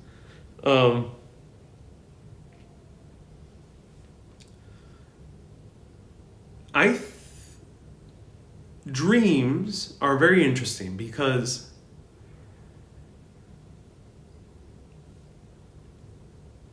there's many. So for my own personal belief on it is that dreams are more than just visual images that pop up from our mind. I think dreams are more than that. I think dreams come from something else. What they are, I don't know for sure, but I would say that there's very interesting, countless stories of people sharing dreams, countless stories of people having the same dream, countless stories of people appearing in each other's dreams. There's countless stories of dreams that have given someone an insight of what happened. So, precognition dreams. I think dreams are more than just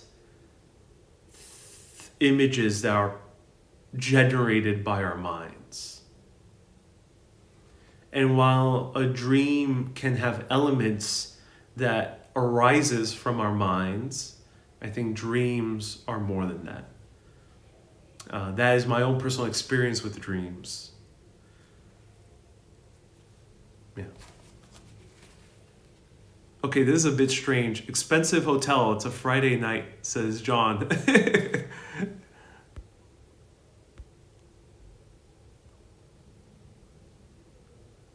I dreamed about filing my taxes and worked on them the whole afternoon. There we go. Merc, you had a precognitive dream. Dreams are from within the dreamer, not outside. Don't agree with you on this. And yeah, that's okay. But my belief is that, or my intuition is that dreams are from a connection to an outside force, an outside level of reality. Dreams are an ongoing action of your mind while you're unconscious. And that's the thing is, if they truly are just generated from our minds, then why are there so many stories that point otherwise? Of as I mentioned, people saying that they shared a dream, that they have appeared in another dream, that they've seen something in a dream and it happened, all these other things. There's so many stories about this. Both personal anecdotes that you'll hear from friends and family, or stories that you'll read, or studies. There's a few studies on this as well. Outside invisible network.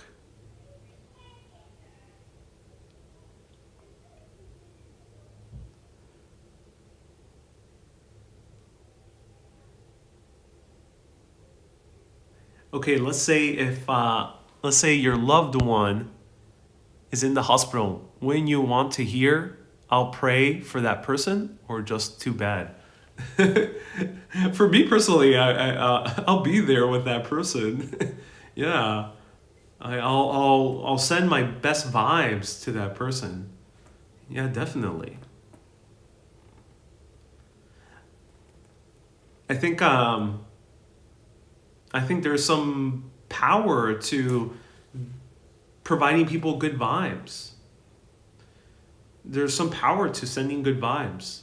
You know, there's a sense in modern science where our consciousness is relegated within our skull, that we are merely generators of consciousness.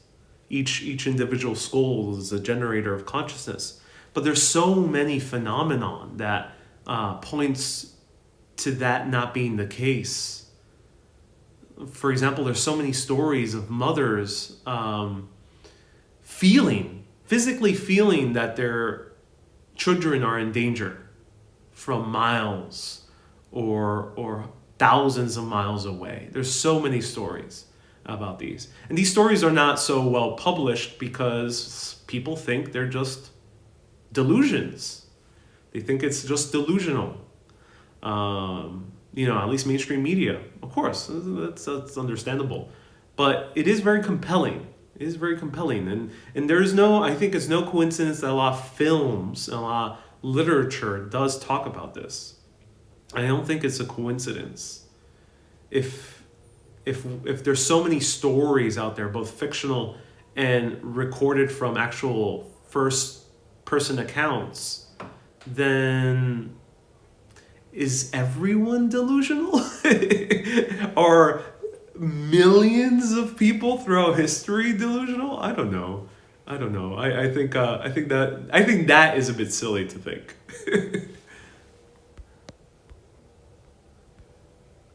Always tip the bartender. Thanks for the convo, says Amloop. Oh, I'm glad. Thank you so much, Amloop, for the $10 super chat. And someone else left 50 pesos. Some dreams can come true if we pursue them. Indeed, we can.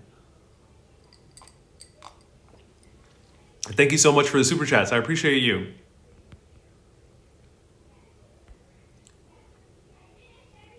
Reiki is real. Reiki is a very interesting thing. Indeed, it is. Yes, dream a little dream. This is going to be a fun night tour we're going to have a little bit later today. Like Master Yoda. Do you ever hear someone's silent thoughts? Judith, no, I have never experienced telepathy. Not to say it's neither real or not real. I don't know about that, but I never experienced it. The most I've experienced is, as I mentioned earlier, I really don't like people who do fake smiling. I can feel it. I can feel when there's no congruency with how they're acting physically and how they're feeling inside. I can feel when there's that lack of congruency. I can feel it. Yeah, I felt that before. People call that empathy.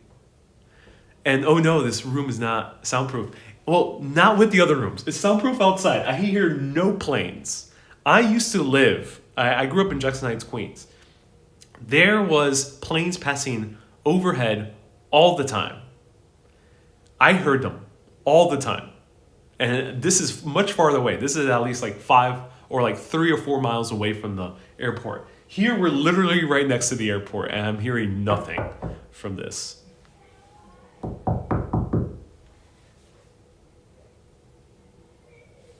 going to see if the family reacts.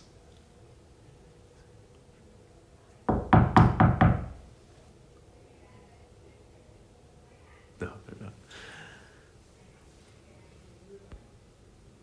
Hey, you remind me of Count Olaf. Who's Count Olaf? Are you referring to Frozen?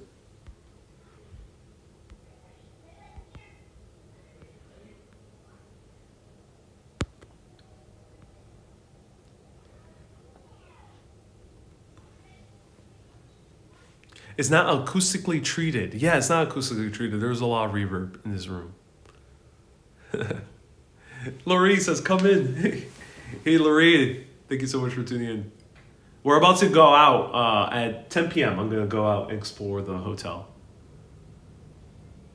I'm not sleeping. You know what? I think I'll sleep. I think I will. These kids are bound to get tired. I think you should play loud music. I wish I could. I just don't have a secondary phone to play loud music. Can you develop or strengthen your intuition? I think you can, Judith. Yes. So what is intuition? It's a very abstract concept to many people, to most people. The best way I can explain it is just a gut feeling.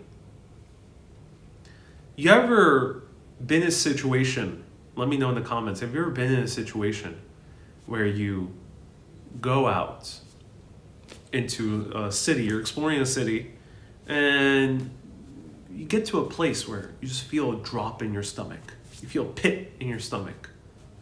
And this is a type of feeling that countless people have expressed feeling at least once in their lives, if not many times in their lives. That pit in the stomach. We have a term for it, the pit in the stomach. Not an actual pit.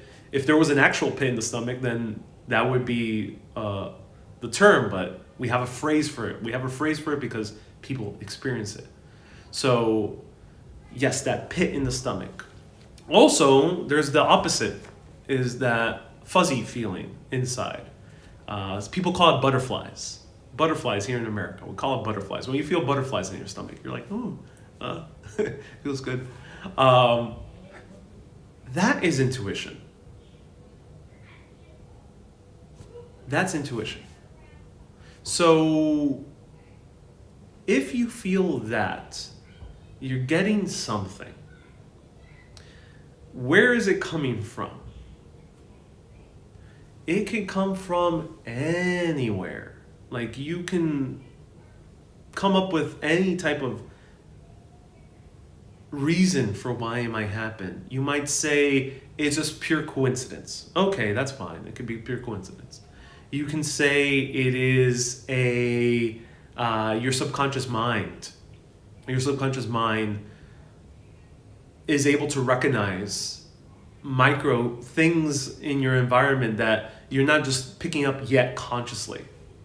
I think that's getting a little bit closer to what intuition is.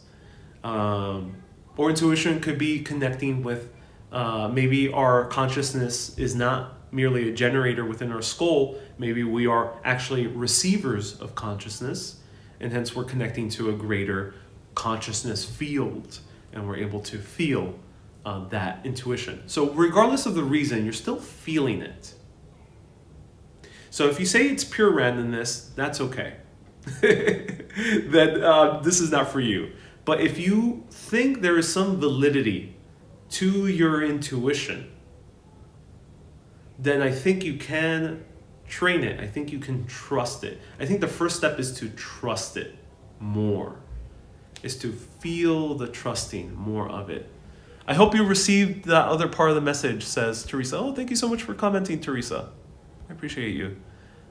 I think trusting that intuition, if you feel that pit of the stomach when you're hanging out in the city, don't stay there. Just go. You can come up with a bunch of reasons why you're wrong. You can say, I'm wrong.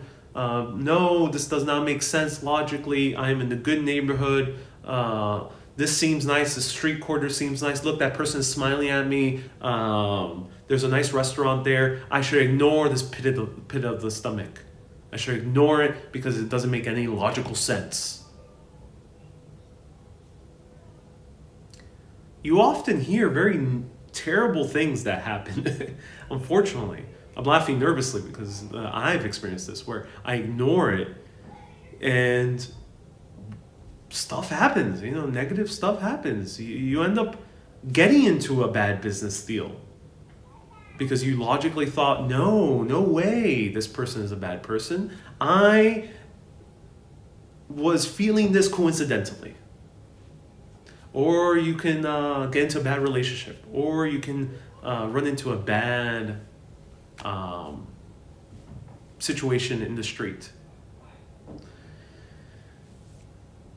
But if you follow it, you may not know what could happen. You may not know why you received that intuition. But what you'll know is that the moment you get out of that situation, or don't hang out with that person, you feel better. I think that's a worthy pursuit. And I think it's a worthy pursuit on the other end, to start trusting your intuition. Because if you feel good, if you feel fuzzy feeling, if you feel the butterflies in your stomach, if you feel those butterflies, then I think good things happen. You end up making a great friend. You end up meeting someone who will be a wonderful lover, a significant other. You end up meeting a very interesting person in the middle of a city while traveling and having a good time, a good drink, or whatnot. If you trust both the positive intuitions and the negative intuitions, I think that's the first step to really developing it. And I think you can get a feel for anything. And this also applies to even law enforcement. You know, FBI talks about this, that they learn body language, but there's a point where you start having a sort of muscle memory for reading body language. So you start getting a feeling when you're trying to spot someone who's lying, or someone who has a bad intention, or someone who's telling the truth. You start feeling it. Start getting some type of feeling with it. And that goes to show that that type of ability can be developed. Kay, thank you so much for tuning in. I appreciate you tuning in, Kay. Sometimes things are not logical. Acceptance. Right, Claire. And yeah, sometimes something seems too good logically, but feelings say something different, says Judith. Right, they do.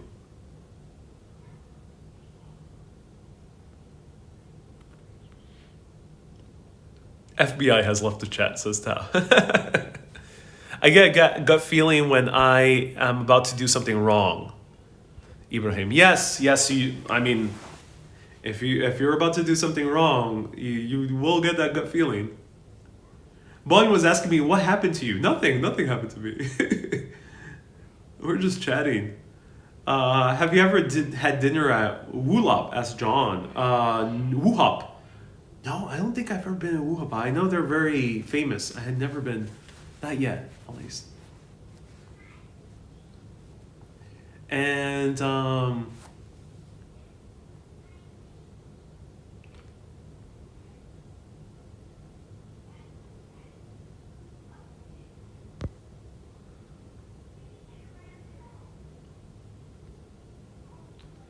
have you ever had dinner? Let's see.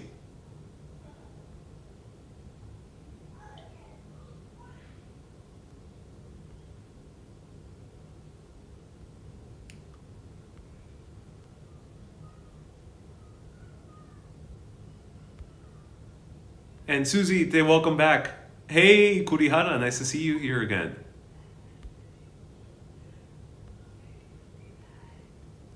It's called gut feeling too, says Ronald. Yes, it is. Indeed, it is.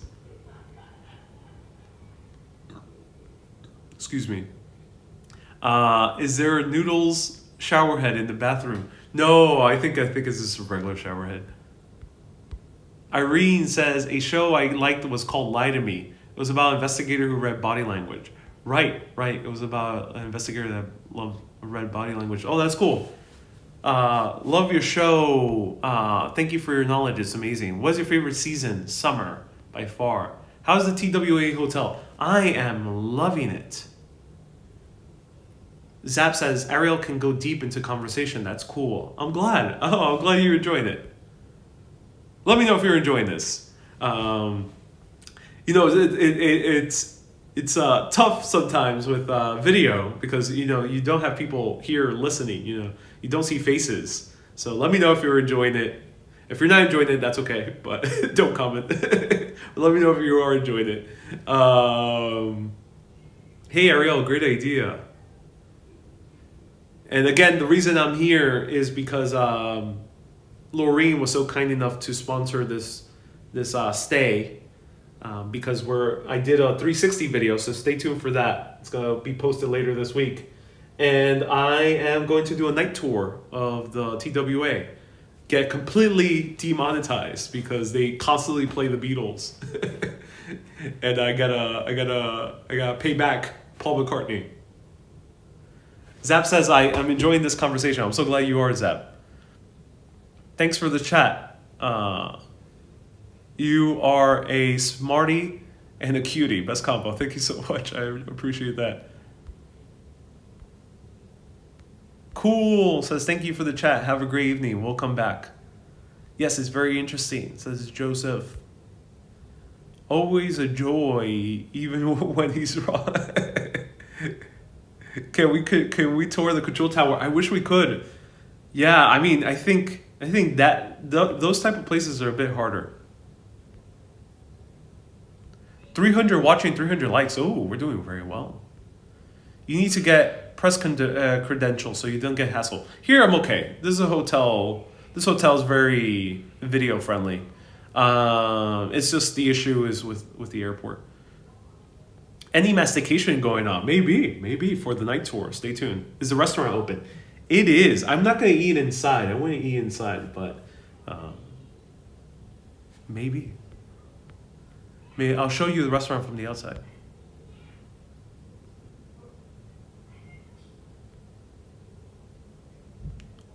And Hisami is loving this. Oh, I'm so glad you are, Hisami. Thank you so much for tuning in. What do you think about life beyond this planet? I think it definitely exists.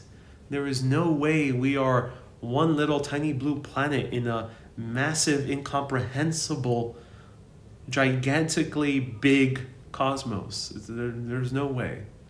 It just can't. It just doesn't make any sense. Do you love or do you love despite? Anyone you can think of. Ask Judith. I just love. Good to talk about important history, says Teresa. Teresa, I'm not going to really discuss those topics. Not for this broadcast. It's a much more serious conversation when it comes to discussing the Holocaust. It's a terrible, terrible time, and definitely requires a little bit more research and more a different type of conversation. I'm quite sure you can find a bench, says Helen. Wendy says, how do you know so much? Oh, Wendy says, you helped me so much, you know that. Oh, I'm so glad, Wendy. Will you be eating on the runway? It's a great view, but not much for conversation. Right. I hope the rooftop pool is open, so I'll show you there. I might start there. Should I start the rooftop pool? Let me know.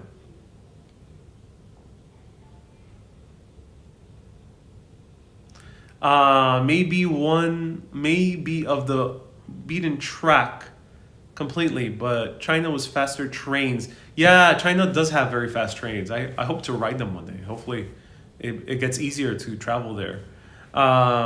Mastication on the tarmac. Do an OnlyFans from the pool, says Omer. Not that type of content creator. Nope. Vignesh says, you're so lucky. Indeed, I consider myself lucky. And I'm happy to share with all of you when it comes to travel and history. There was a train derailment in Taiwan. Oh no, Vignesh, my heart goes out to those people. That's so sad to hear. Was New York different in your childhood? Yeah, it was. I mean, Williamsburg wasn't really a pleasant place to visit. lots of like many parts in Brooklyn weren't that pleasant. So it was different. The areas to hang out were a little bit more like the Greenwich Village and West Village. That was a bit more the place to hang out in. Otherwise, let me put the camera here because I think we're already having enough views. Can you ride to the airport on the bus? Yes, you can. So yeah, I grew up in the 90s, and a lot of New York City has changed. Greenwich Village was like the place to hang out more, like casually and for food and just enjoying a show or something like that. But now it's changed. Now the place to hang out is Williamsburg. Bushwick is awesome.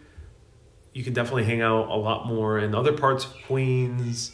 Definitely in Manhattan, it's more friendlier in many other neighborhoods now. So I think it has changed. Nice bed, yeah, it's a king size bed. Yeah. When was the last time you flew out or into JFK? Oh my God. Back when I visited Rome. October 2019. My very last trip. Those were the good days. All the way back then, all those years ago, before the pandemic. Have you tried the bed yet? I have, yeah. Are they still yelling? They are. These kids are quite intense. Are you from Rome? No, I am not, Jenny.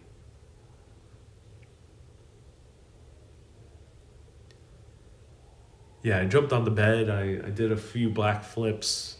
I rolled over all over the place, but look at that. Do you take the waters? I gotta drink some water. I'm drinking a lot of cocktail, but no water. Oh, sorry everyone. My camera's feeling a little bit tipsy. All right, there we go. My camera's a bit tipsy. I'm not, but the camera is.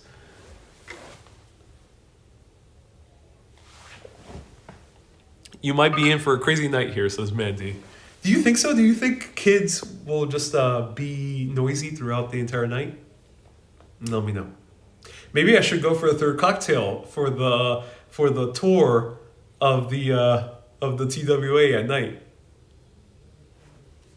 All right, I'm gonna stick around for 15 more minutes. 15 more minutes. If you have any last questions, feel free to ask. Then I'm gonna go out into TWA, do a night tour. Oh, Merck says I should do a meet and greet and stream it to my fans. Maybe.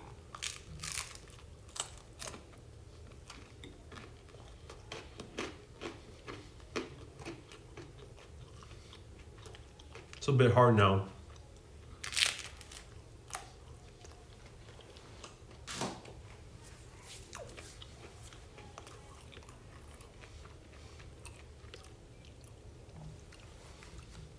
Lena says alone. No, I'm going to do it live. 10 p.m. 10 p.m. Stay tuned. Sorry for being a little bit late today. I tried to do the 360 video. I did do the 360 video right in time. I had to like charge things, so I had to, it was a bit hard to charge, do a 360 video, and get here to do this long chat.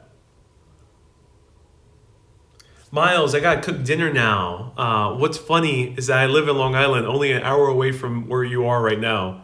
That's awesome.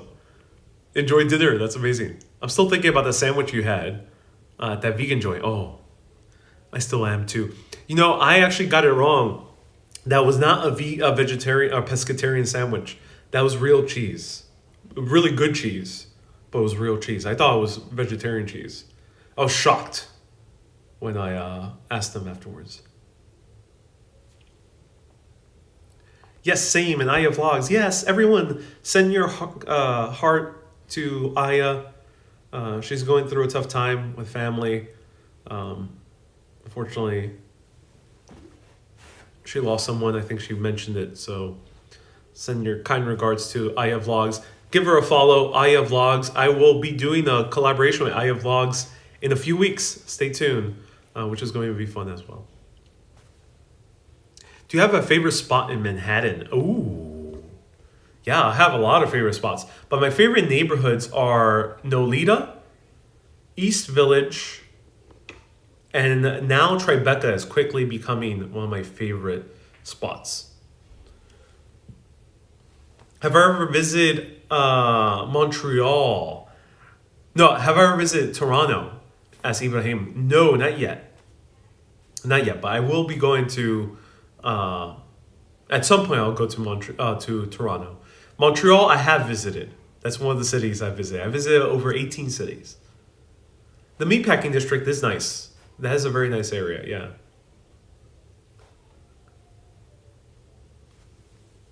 Thank you, Alexandra, for putting up all the extra information.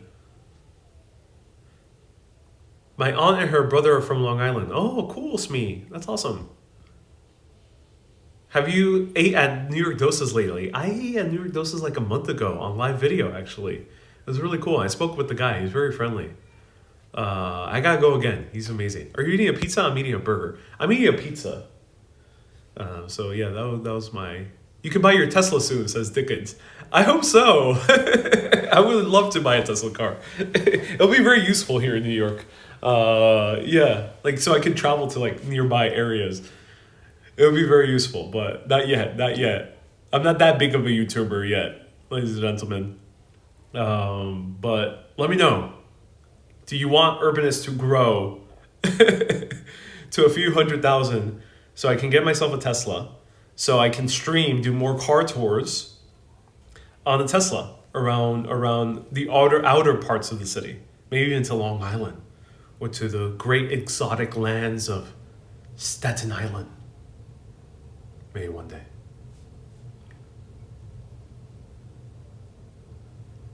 Zap says your channel's getting more popular, Ariel. You will soon be able to get that Tesla. yeah. maybe. I think so. Let me know if you want me to get a Tesla and go to the great lands of Staten Island. Oh yeah. Susan, I'll ask my son. He has a Tesla. Oh, cool. Or the Hamptons, says Miss Lob. Yeah, that'd be awesome. But I like what you already do, says Herbie. Oh yeah, I mean, I love walking more than ever taking a car. I gotta admit, there's New York is not so 100% walking friendly, so a car is needed in certain situations.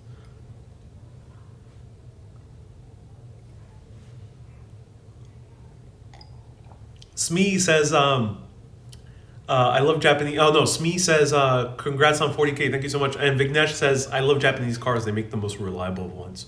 Oh, cool. That's awesome. That's really cool. Would you do a Route 66 with stops along the way? I don't think so. I don't think I would do Route 66. I would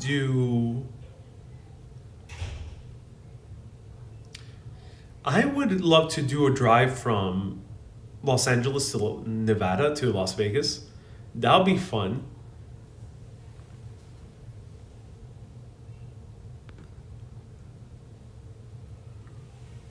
Yeah, I would love to do a LA to Las Vegas drive. I would love to do on video a drive to a few of the towns along the Hudson.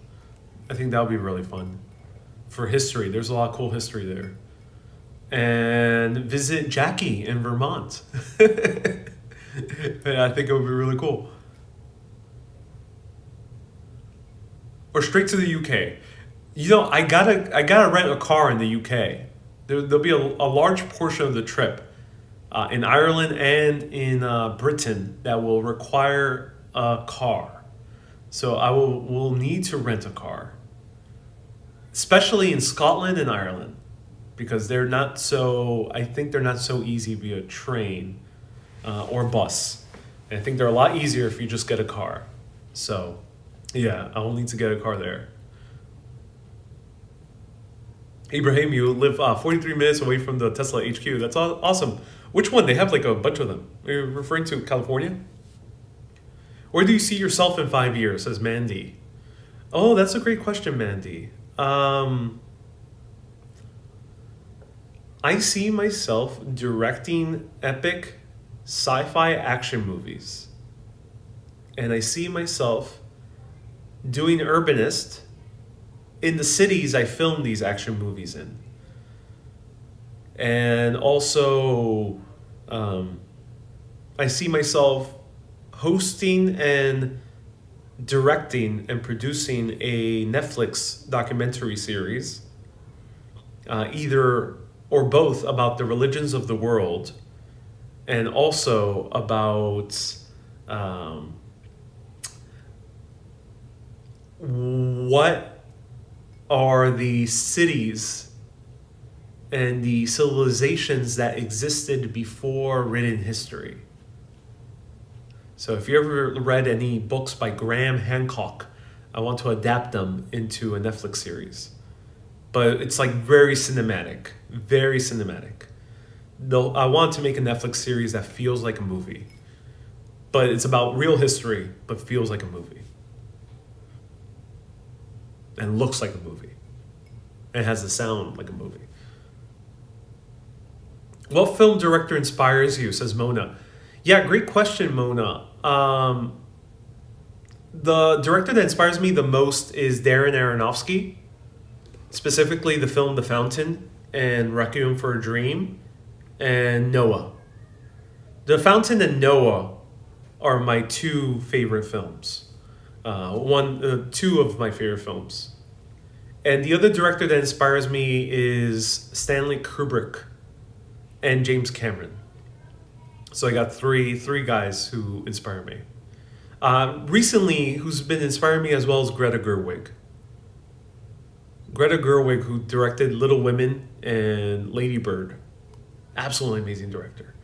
But when it comes to big action movies, James Cameron, oh my God. You know, that guy, he doesn't only inspire me as a filmmaker. He's a great filmmaker. He did Titanic, Avatar, and Terminator.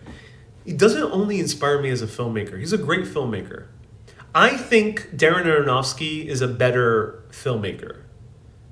Like, if you're just looking from the perspective of film, Darren Aronofsky and Stanley Kubrick are iconic. They are top of the line filmmakers.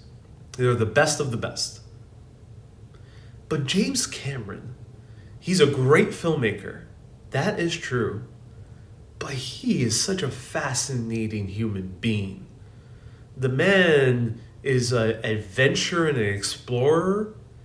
And he makes these big, epic action movies with very intricate special effects that he himself works on. And he went to the depths of the ocean to film Titanic.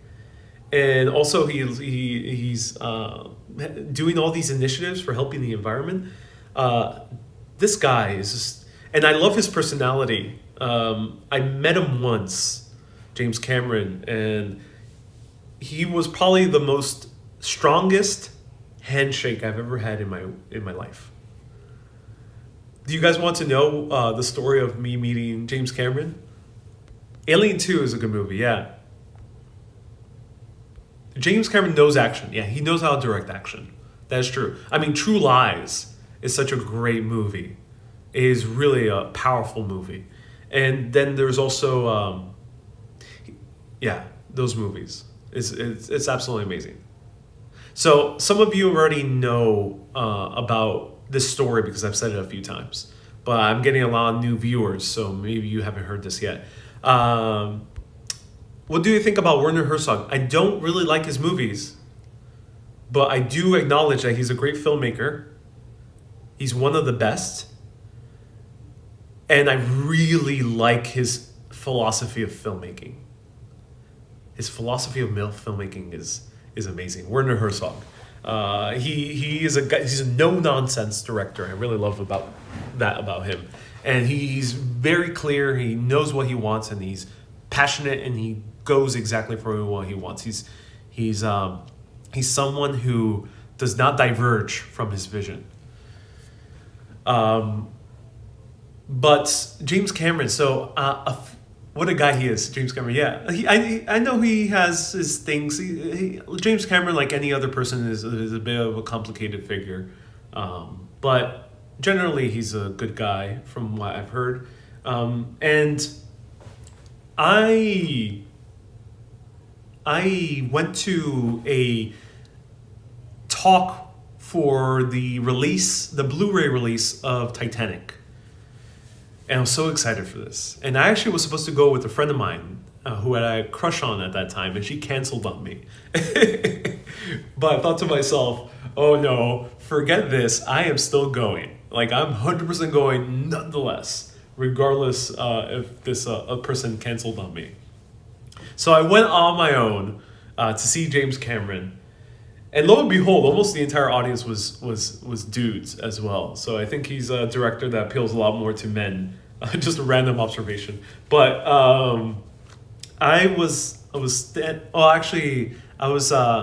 in the audience, and he was talking about Avatar 3, 4, and 5.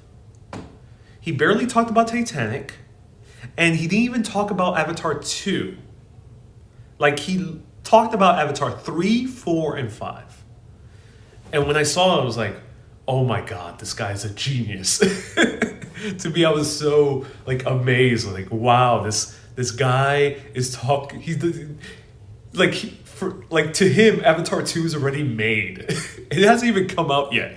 But back in 2014, 2015, it wasn't even a little bit earlier, 2012. It wasn't even made. And he was talking about Avatar. He wasn't even talking about Avatar 2. It was straight to 3. So that first blew me away. And that day, I shaved. I had this part of my beard shaved. So I had all this, but I had this shaved. Because I wanted to do kind of like a Civil War style beard for some random reason. And I go to get my DVD signed. I have my Blu-ray of Titanic. And I approach the booth where James Cameron is with his producer, who produced all his films. His name is James Landau. And I'm very nervous. So I really don't plan on really saying much. I just want to be in his presence. I want to get my Blu-ray signed. That's it. I'm happy with that. So I was very nervous. I come with my Blu-ray, very nervous. I'm shaking a little bit. He just points at me. He's like finishing signing the other guy in front of me. He's like signing the other guy's thing. And he just looks at me. He's like, oh, hey, you look like a Civil War general meets Wolverine. He tells me that straight to my face. And I'm like, James Cameron just complimented my beard. I was like, whoa, that's amazing. So that we started that interaction on a good note. He complimented my weird beard style, which was just shaving my chin. So I go up with the DVD, with the Blu-ray, and I tell him, as he's about to sign, I tell him, James, we were already on first name basis. Of course, he complimented my beard. We were already on first name basis. I said to him, James, you are the reason I want to make films. And he looks at me and he says, oh yeah, really? What have you directed? And he meant that completely honestly. He meant that so genuinely, because he genuinely thought I already was a director. And this time I was in my mid-20s. Or actually, I was about like 24 years old. So he thought I was already a director. And when he asked me that, like, what have I directed? I was like, I was so embarrassed. I was like, I haven't directed anything. And he looked at me straight in the eyes and he said, oh, don't worry, you will. And I believed him. I was doubtful. You know, to become a Hollywood director is a big dream. it's there's not that many jobs out there for Hollywood directors. But he told me that, and he said it with such a confidence. He did not say, I didn't feel like he said it just to say it. I get it, a lot of, if someone is famous enough, people tend to put more weight into what people say. But I've encountered this even with friends or family, when somehow they just know. And I felt that same thing with James Cameron. He said that with so much conviction, Mona. Yes, he said that with so much conviction. Because I've met other famous people before. And I've chatted with a few of them. And I've said my dreams. And they have not said anything. They said, oh yeah, that's nice. That's nice. Oh, that's cool. Oh yeah, I wish you the best of luck. I've gotten that before. I've gotten that term before, which is more than okay, because I get it. There's so many people out there who wants to be a director. He probably gets that comment all the time. But he said it to me with such a big conviction, it blew me away. And I believed him. I was like, if James Cameron says I'm going to become a director, who am I to go against him? Who am I? How can I disagree with him now? How dare I say no? I doubt that will happen. No, I can't do that. And then I shook his hand. And when I shook his hand, it was the strongest handshake I've ever had in my life. It wasn't like overpowering where it crushes your hand. I've encountered people like that where they just crush your hand. And it was just this like perfectly firm handshake, and he established direct eye contact with me. And I was so astonished by that interaction. Right next to him was his producer, John Landau. And this guy not only produced all of James Cameron's top movies, but he also produced some of my best favorite children's movies, like Honey, I Shrunk the Kids. He produced all of them. And I was going to say something similar to John Landau. I don't want to be a producer per se, but I was going to say to him, I really appreciate his work, and I really appreciate that he has made all these great films, and that he has enabled James Cameron to become one of the best filmmakers ever.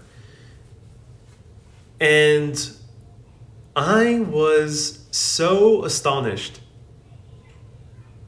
that I couldn't say anything. I just gave him the DVD. I was like, and he just pulled the DVD from me. He's looking at me weird. He was like, he just signed it and just gave me the DVD. He's like, and they just walked away, still reveling in the moment of James Cameron. So that is my interaction with James Cameron. I hope everyone enjoyed it. Did you take a photo with him? I did not. I did not take a photo with him. His name is John Landau, as the producer. John Landau. You can find him. He's also producing Avatar 2.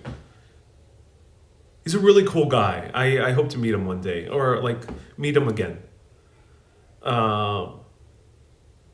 No, Dave. You say that it was a power handshake. No, it was not a power handshake. I know what you mean. I've encountered many power handshakes. I know when someone's giving me a power handshake. The handshake that James Cameron gave was firm, but not a power move. The very few people I've encountered in my life who give those type of handshakes. And every time I get a handshake from someone like that, I know that person there's a really strong, grounded, balanced, masculine energy with them. And it's a really beautiful thing, I think. But a power handshake is someone crushing your hand. It's no fun. There you know that person has some type of insecurity. He did the Twilight Zone? Did Landau? No, I don't think Landau produced Twilight Zone. Fish handshakes, yeah, I've also considered fish handshakes. Awesome story, says Mandy. You have the look of a director, writer, fashionista, forever happy walker, pigeon lover, history, Wikipedia, and you know what else, says Lena. So I have heard that I have the look of a director, yes. Yes, I have heard that from people. For a very long time. Listen, nothing is coincidental. The universe brings people together, even for an instant.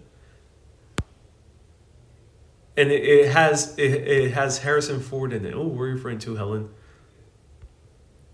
Follow him on Instagram and send him a movie clip you directed. Yeah, I will. I mean, the moment I direct a feature-length film, I've only directed a few short films, but the moment I direct a feature-length film, I've actually had a few friends tell me to reach out to him. So yeah, I will. I look like the director, Francis Ford Coppola. I've heard that a few times. Not too many, but I've heard that a few times. He also had thick frame glasses and very black hair. You can work on Titanic. I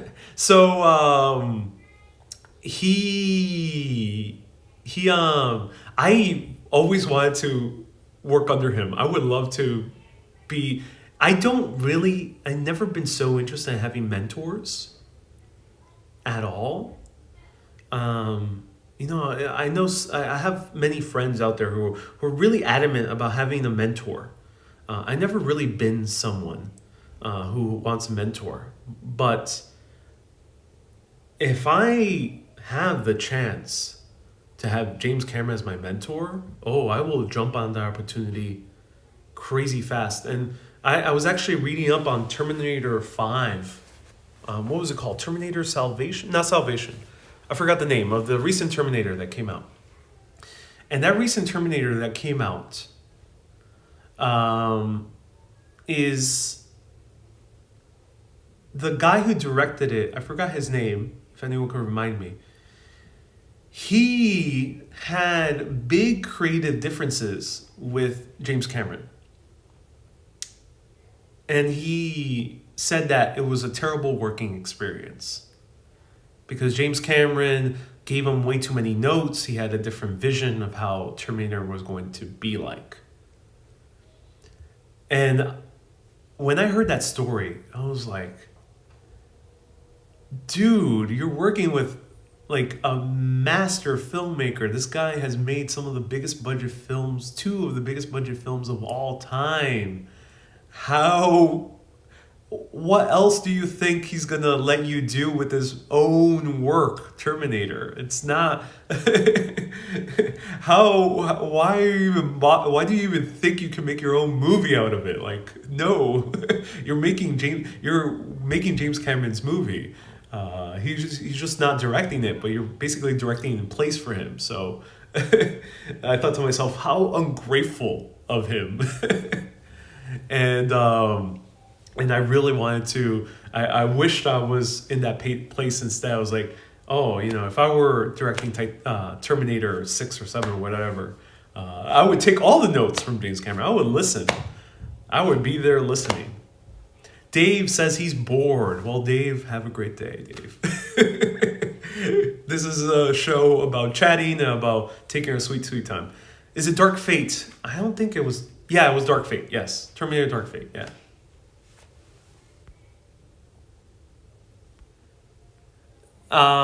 Titanic. Oh my God. Manifestations work. Very possible to have your wish desired. Yeah. Yeah. So if you see me be mentored by James Cameron at some point, if you see James Cameron on my live stream, all of you know right now. All of you know that I said it here first. We all listened to it together. You'll know, like, oh my God, Ariel, wow, he was right. He ended up getting mentored by James Cameron. I was really into Titanic-related stuff about a month ago. Are you meeting anyone in the hotel room? Says Craig. I'm about to do a wander in TWA.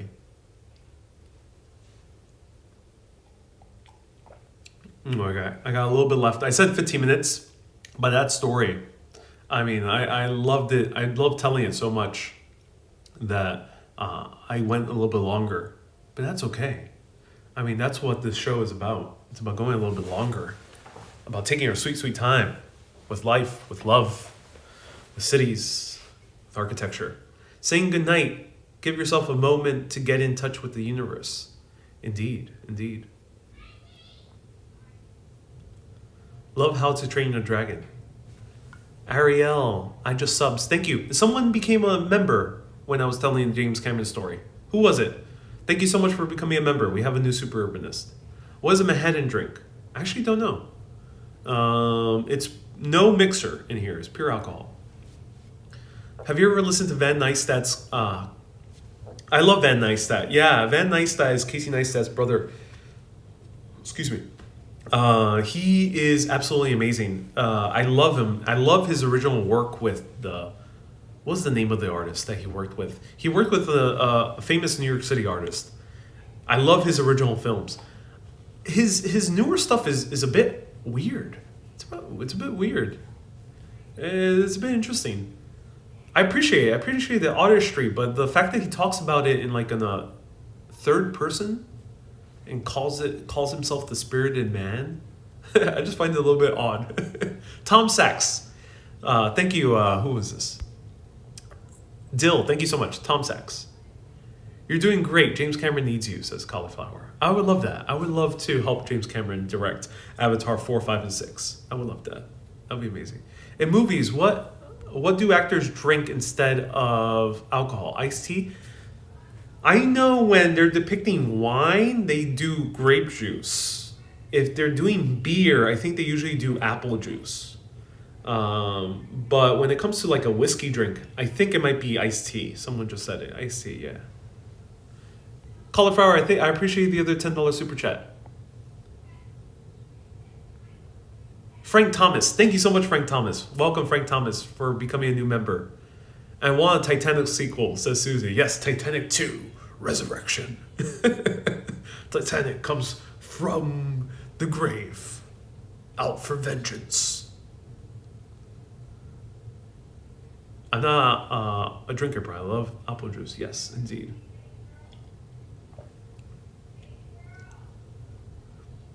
I pretend grape juice is wine. Indeed. I pretend sparkling water is champagne. I don't care for Van stuff, says Dill. Yeah, he's a bit of an interesting filmmaker. I gotta run. Gotta do all the Easter things. Yeah. Thank you so much for tuning in. Do I like anime? It has homework. No. I don't really watch too much anime currently, but I do love anime overall. And Akira is probably one of the most mind-blowing films I've ever seen. Really beautiful movie. Oh, the kid is now crying. The kid is crying. Wendy says, don't go. So, Akira is amazing. One of the most mind-blowing television series I've seen, period, is Death Note. Oh my God, such a really compelling story. One of the few stories where there's what I call an anti-villain, which is a concept which is very rare in any type of fiction, where the bad guy is actually doing good things, quote unquote, good things, and they're actually doing it for evil purposes. And that's very rare that you see that on any type of fiction, is an anti-villain. So I would recommend watching Death Note. Pokemon is also fun. I love Pokemon. Death Note, is it on Netflix? I think it is. I think Death Note is on Netflix. Yeah. Yeah, I think Death Note is on Netflix. Probably one of the best anime. It's limited. I think there's only 4 seasons. It's limited series, so there is an ending. And it is, oh my God, it is just a complete, it will just really change your perspective of how you see good and evil. I didn't want to like Dexter, but I couldn't help myself. Yeah, Dexter is another good example of like an anti-villain. Or is he anti-hero? He's more like an anti-hero, unfortunately. He's not an anti-villain. Not really. Because he's not really the villain of the show. Frank says, thank you, man. Great shows, bro. And Frank, thank you so much for the super chat. Appreciate you. Super chatter and also super urbanist. Any show you think you do better if you made it, says Ronald. Great question.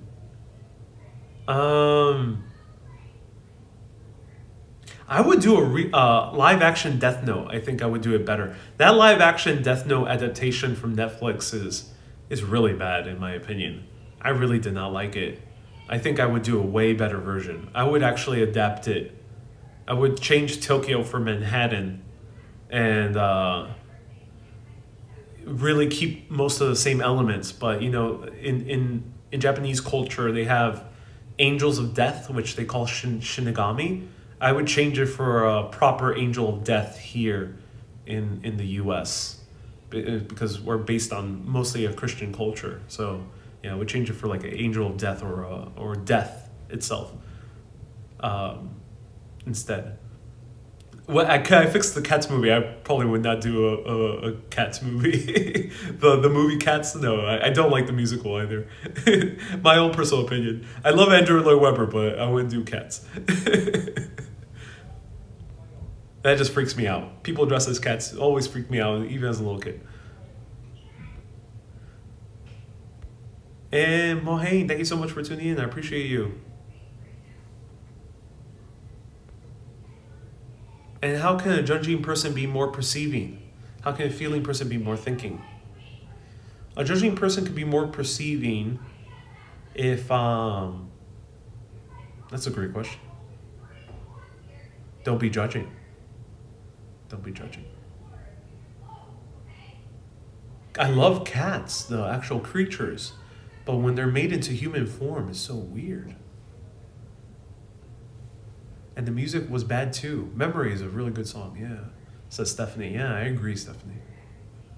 But Andrew Lloyd Webber, I mean, I would do Phantom of the Opera. If I could redo a movie, I would do Phantom of the Opera. If I can, it'll be mind-blowing. But can you really draw a blank? I mean, I do all the time. Moon.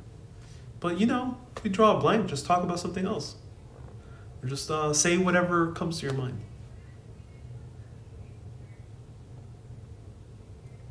All right. One last bit of drink. That was so good. That's a strong glass. All right, everyone. Thank you so much for tuning in. Good to have some good water. I will be back at 10 p.m. for a tour of the TWA. I really appreciate, and Wendy, I'll be back at 10 p.m. Stay tuned. I really appreciate everyone tuning in. I appreciate you asking good, fun questions. And awesome that a lot of people commented with interesting insights and stories of their own. Sorry I couldn't answer every single question because there's only so many comments I can answer to because I love having deep conversations. But if you watch long enough, you will get your answer questioned or your question answered, or maybe both. So everyone, thank you so much for tuning in. Be back at 10 p.m. Keep being awesome and always keep on exploring. Have a great day. Cue the music.